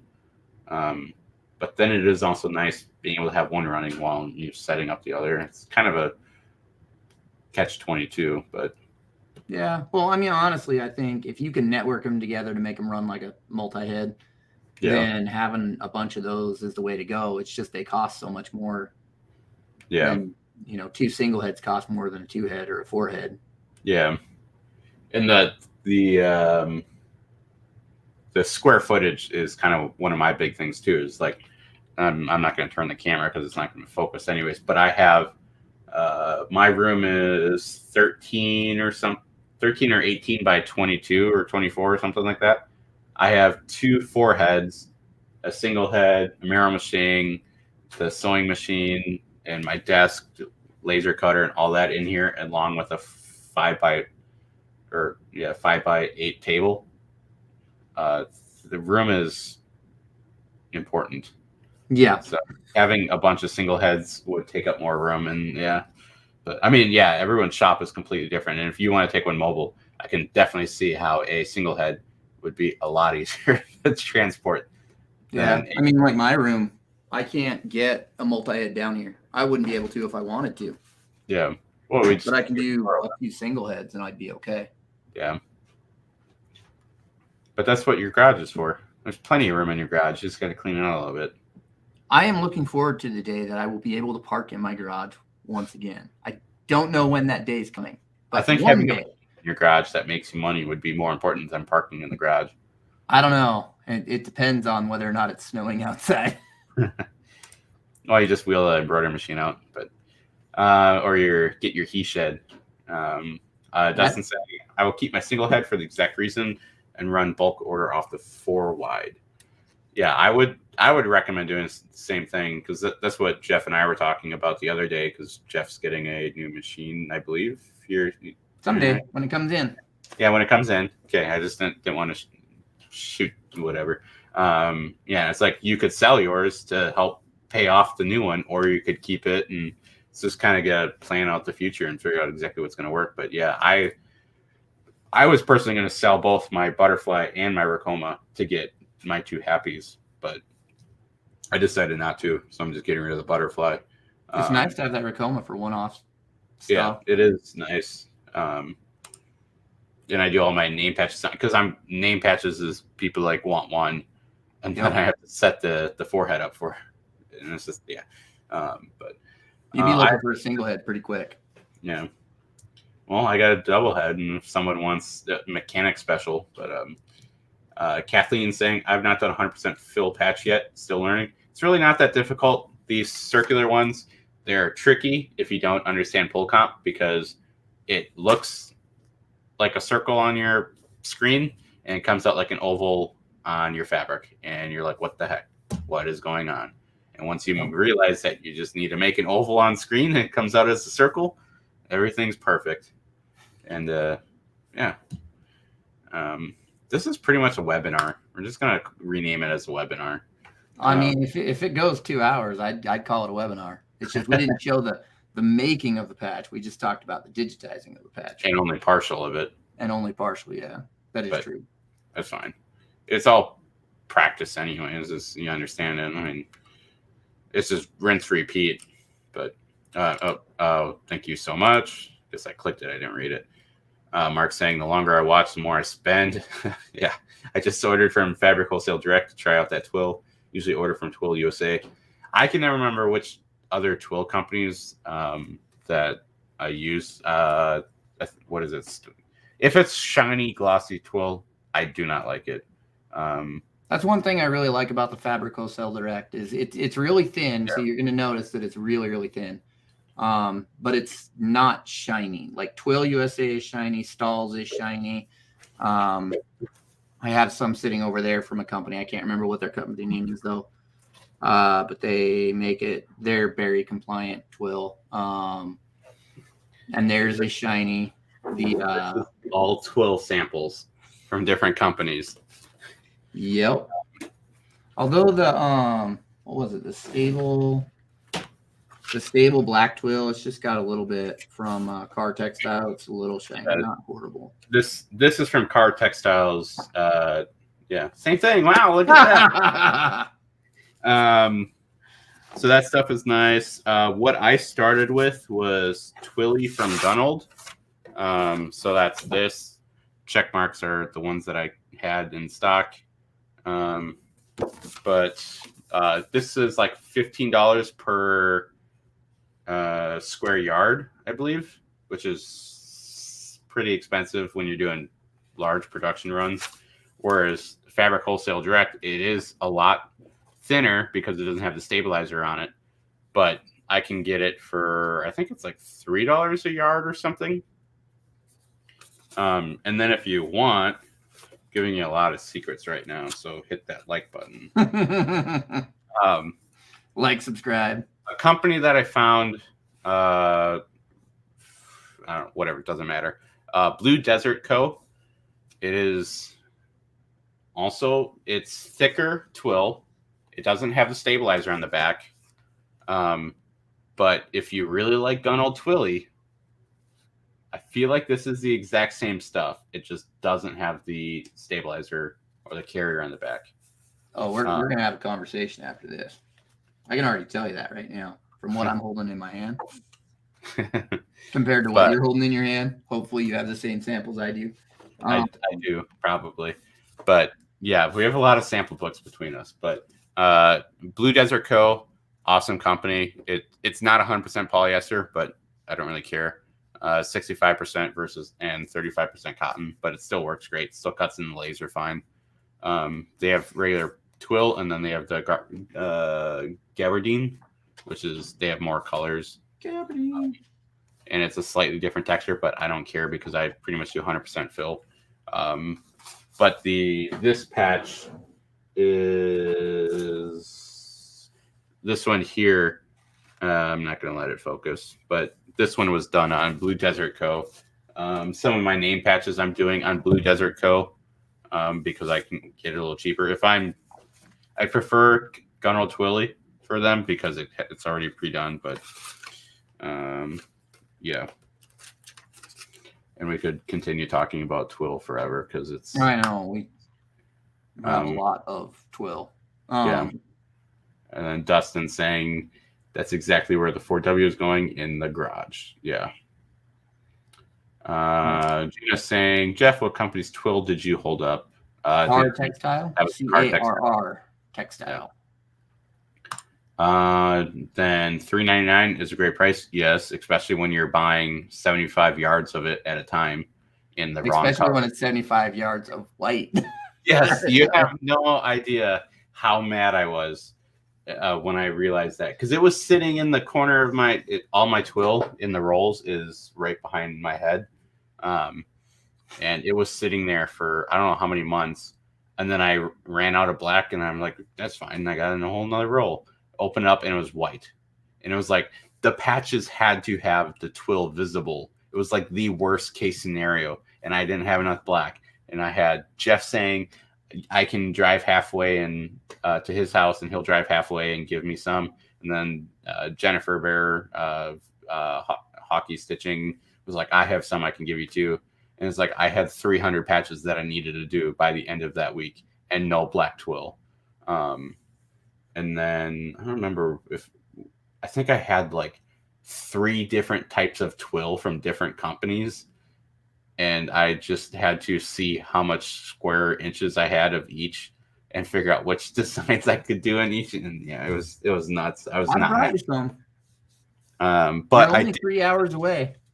Yeah, I know. But so this was one of the patches I was doing on black twill. So this one I moved to the white twill, and that saved the day because I had 150 of those to do. So that was the big lifesaver that I could do white on it. I had to change the design a little bit, but it worked. I wonder if Polypatch Twill is stiff enough. It has the stuff already on it. It's by Dime. It might be. I haven't used that one, so congratulations. So the companies that I'm aware of, there's Enmart that laminated stabilizer to their twill. Gnold that laminates stabilizer to their twill, and the Polypatch Twill is the same thing. They laminate the stabilizer to the twill. But Gnold I don't think Enmart's Enmart anymore, but they used to laminate twill. I really liked their twill, because theirs was really matte finish. It was not shiny at all. Yeah, Gunnolds is nice because like you can literally just throw down a tearaway stabilizer in your hoop. Yep. Just to float it, or you could just hoop the twill, and you can embroider directly on it. You don't even need a stabilizer because, like we said, it's already on there. However, I still typically did do it because I like my patches a little bit thicker. But like this is not one of my. This is a Japanese patch, but it is. I can do the exact same thing with one layer of Gunnold twill, and that's it. This one's really stiff though, but yeah. But there's a certain green I've been watching for in Poly Twill. Only found it in Canvas from Joann's Fabric. I recommend checking Fabric Wholesale Direct. I also recommend it if you order from them once, order every single color of swatches. Yeah, they are like $1 a piece though, but once you have them, it is significantly easier to realize if it's the right color for you. So see, now Mark has to go back and order all the fabric swatches. He just ordered the twill, and he's got to go order all the fabric. They don't always have them in stock too either, and a lot of their colors aren't always in stock either. But like that patch that was like this blue color before, if I can, I had this sample and the one from Blue Desert Co. And I sent them a picture of it and they're like, that one. So I went with Blue Desert Co. But I mean, I don't know why I'm telling you about swatch books. We all have thread books. Because you like your swatches. Yeah. Maybe I need to make a fabricconverter.com. There you go. Yeah. See, and Mark, now you tell me he's gonna got to go back and order the fabric swatches now, so he has one of everything. So if you guys don't know, another cheat code you can do, if you're ordering fabric or really anything, I'm gonna click the next one. When you submit your order and there's a notes, just ask if they have any free samples of like your swatch books or whatever. Even if they don't, they might just cut some and staple and send you them, and then you have them. Yep. And then you'll have a drawer full of samples that you don't know which company it's from. Yeah, Blue Desert Co. actually. I ordered black tulle from them because I noticed that the specs matched exactly what Gunneld was, so I figured it would be pretty close to the same. And then I just put in the notes. Would it be possible to get the sample book? And then they included it because you couldn't find it on their website. So that's how I did that. But yeah, Blue Desert Co. was awesome. I love their stuff. I think it's like $6 or like $6 to $7 or whatever per yard, but it's got the exact same quality as Gunneld's. It just doesn't have the stabilizer. And other than that, I mean, it's pretty much it. But now we got to kill 3 minutes and 30 seconds. No, we can end in 3 minutes and 30 seconds. If we go over 2 hours, it's a workshop. Yeah, this is a workshop. So I guess you guys have us for a couple more minutes. So there we go. We got a couple. Kathleen says, I'd like to design some patches for car shows that we go to. Do you design the patches that you digitize? If so, where do you get your design inspiration that's suitable for patches? I'm looking for more vintage style German patch for VW shows. So it's a mixture for me. Some patches I'll design. I don't really like designing them for other people because it's one, I got to design it. That takes time. And then I have to digitize it, and that takes more time. And I'm not paying myself. And then you'll send it to them and they'll say, I need changes. Yeah. Or you send them the artwork and because you're dumb and you don't charge them for your time before time. Because I don't like charging people before I do it. Like I haven't even charged my client for this patch yet because I don't like entering a commitment just in case something doesn't work out right. So then I don't have their money and I don't have to refund them and I don't feel bad. But where is it going? So yeah, I do design some of them, like my logo I did, and then I digitized it. The most recent patch that I did, that's not it. This We Like to Watch with the secret squirrel. They sent me a PowerPoint picture of it, and I'm like, I think we can improve this a little bit. So what I did is I actually paid someone on Instagram. I follow a ton of the little tags, the little hashtag things. And one of them is like patch design. And I found some guy in, I believe, the Netherlands, Sly Dot Artwork. And he was the one who actually did that for me. It was a little bit more than what I would have liked. But the design turned out great. The pictures I got and the customer was very happy because the care that it put into it in communication, like the suit was not black originally. It was the same green as the background. So it was like impossible to see. I stitched it out. And I'm like, hey, I don't really like this. I think we should change the color. And then he's like, okay, let's try this. And then I sewed it out and I changed the hat as well. And it's like, yeah, the hat doesn't look right. So I put a lot of time into it. But yeah, it was a little expensive for the design there. But yeah, I pretty much just find a couple artists on Instagram and search for what you want on Instagram, and if you find an artist that's putting it out there, you can always ask them. I've seen artists that will they'll say, "Oh, make me 10 patches. I just want 10 patches." and then you can use it. So, you never know what they'll say until you ask them.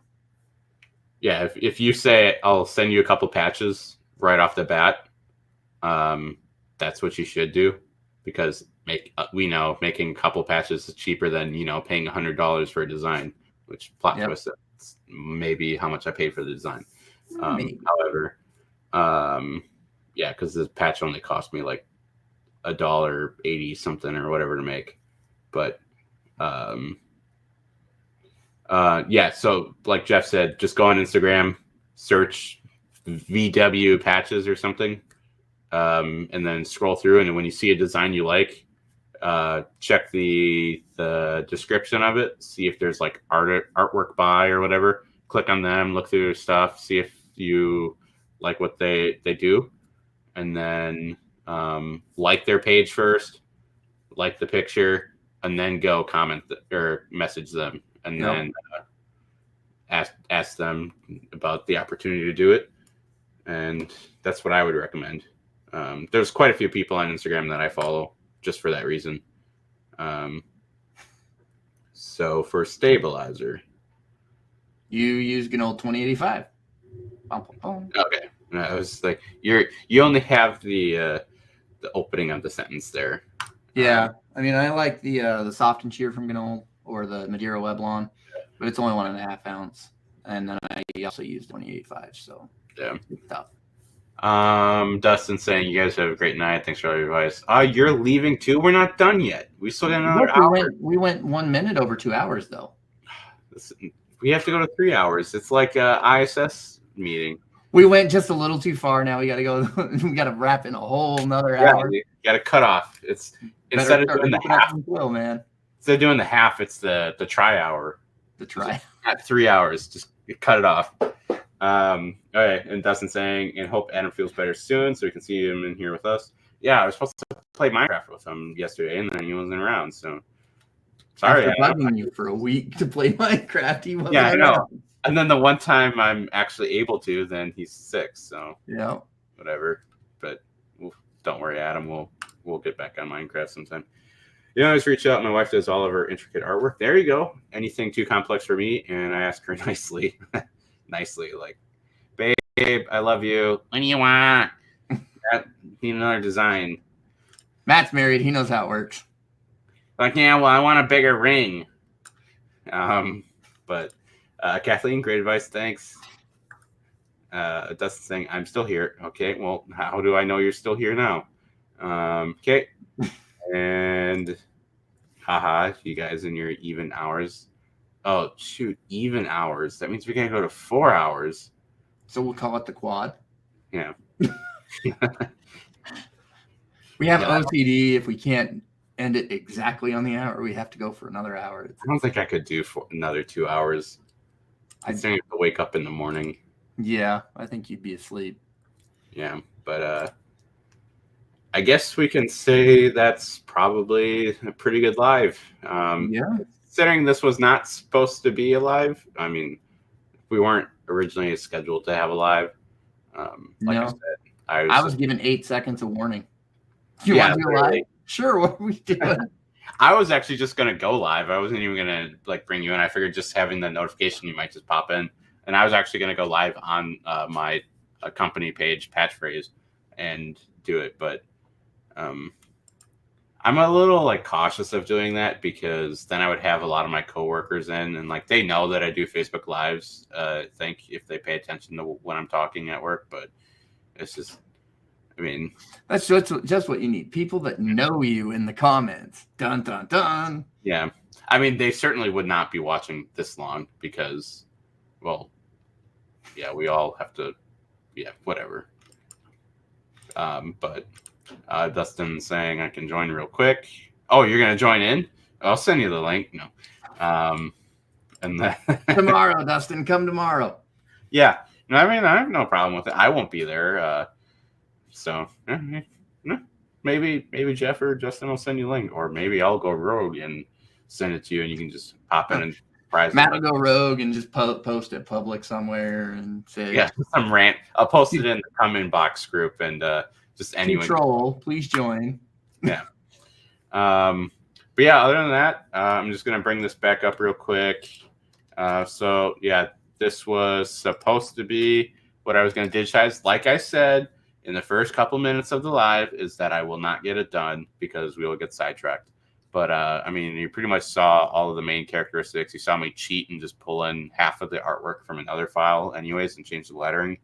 But I kind of talked about how to get rid of a couple trims here and there, and talked about how to test different means here, which I am going to actually run a couple different A's with different fills behind it just to see what looks best. But other than that, look best.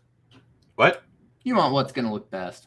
Yeah. You're going to also want to change that 5 a little bit because it's going to close up and you're going to get a 6. Yeah. Ask me how I know. And the other thing is, like, yes, I'm doing a lot of work for 2 patches, and I think I said like 15 to 20 each. I think I went, to me, that's pretty high. I'm normally pretty low because I just like doing patches. But I realized just charge more because if I'm charging that low for 2 patches, one, it's not only hurting me, it's hurting anyone else that they go to in the future. And they're like, well, I'm going to charge you $40 for 1 patch. I'm like, well, this place would do it. So I guess I do care about other people. But yeah, other than that, that's pretty much all I got. I don't know who's all watching. I'm just going to throw these links in here again real quick. You can join our YouTube at embnerd.com/YouTube. That's our URL shortener. So if you want to go join the group, just change YouTube to a group and take you to the Facebook group. Or if you want to like our Facebook page, I don't know why. It doesn't really do anything. We'll give you notifications when we go live. I guess, yeah, we do. Oh, we didn't even share it to the group. That's probably why we have 8 people. I mean, it is also 11 at night, but yeah. If you don't know, we share everything to the Facebook page, or post it to the Facebook page, and then we share it to the group. So whatever. But thank you for watching regardless. I'm going to skip that next link because that's a joke. And then embnerd.com/Discord. Highly recommend you join it. Even if you don't like chatting all the time, you can turn notifications off, but it's just a lot. It's a really nice community. Shirts are done. So that's pretty much that. Yeah. One more comment came in, it looks like. Oh yeah, pricing patches. That's a whole nother topic into itself. So yeah, we can talk about that. I can pull up my thing and we can be here for another 2 hours. Matt doesn't need to sleep. No. I mean, I did take a little nap when I got home, but he's refreshed. I can answer this in like 13 seconds, starting now, clock. Biggest way to price your patches is calculate all of your materials that go into it, and then figure out exactly how much you want to make off of it, and then that's pretty much how I do it. So, yep, 13 seconds. Well, more like 10. And I was counting fast. But yeah, that I have a fancy spreadsheet that is way too complicated. A lot of people say. I think I sent it to Mark, but it's I don't like sending it out yet because it's very, very tailored to my operations. So I make money. If I sent it to Jeff and he used it, he would not make money. He would lose money with it because he doesn't have the production capability. So that's where you got to be careful with that. But yes, I priced out literally everything that went into it, including like bobbins. Each patch requires like 89 cents worth of bobbins, and then fabric taking this. So I know exactly how much it's costing me per patch. And it like this patch could cost me like $1.50 or whatever. I'm just pulling a random number out. So if I charge $2, I'm making 50 cents, but I'm still charging them like a minimum typically of $4 each patch. So it's just, that's how I do it. But that's my quick response. Others, I'll be here all day or night. And then, genius. It's documented. Don't blush. Well, luckily the light is flushing out my color, so there's that. There you go. But banner, get rid of that. But yeah, that's all I got. Appreciate you joining in, watching us. Yeah. I know if I don't click end broadcast, we were talking just randomly and like, you know what, if we don't click start broadcast, we're never going to actually click it. So I just randomly clicked it while Jeff was talking. In the middle of my words. He does that. I highly recommend, if you're still watching, which I know several of you are, as soon as this video finishes, just go back, watch the first like 4 or 5 minutes of it. You've already input this much time. What's another 4 or 5 minutes? Exactly. It'll be worth it. Let's just say you could potentially get free digitizing for the rest of your life by a professional digitizer. He doesn't know it yet, but just saying, you could potentially. Okay, and we'll check that out after and probably comment. And then Gina's saying, good to catch you. So again, thank you for watching, all of you. If I could see more hearts flowing, I would greatly appreciate it. But other than that, you can't see it. Yeah, I can't see it, but I'll take your word for it. I'll try go. my best and I'll say that they're flowing in. But I give you a like. I subscribe. Sweet. So I'll close it out this time. You can just sit back, chill. So I forgot how it goes. I'm Matthew Enderle with PatchPhrase LLC and the Embroidery Nerd LLC. And that is Jeff with Fuller Embroidery Works LLC and the Embroidery Nerd LLC. You had to stop and think there for a second. You were like, crap, what's his last name? No, I was not. I was thinking about my finger. Like, I was like, man, I actually got it pointing the right way, but it was off screen. And I was like, that's what I was thinking about. I'm single core right now. But okay, so I closed it out and we're still talking. So I'm just gonna go ahead and click end broadcast. See you guys. I could do it at 50 seconds in. And 3, 2, 1, end. Oh, I gotta click. You have to hit the second one. And there's 2 buttons. There's 2 ends. You're stuck.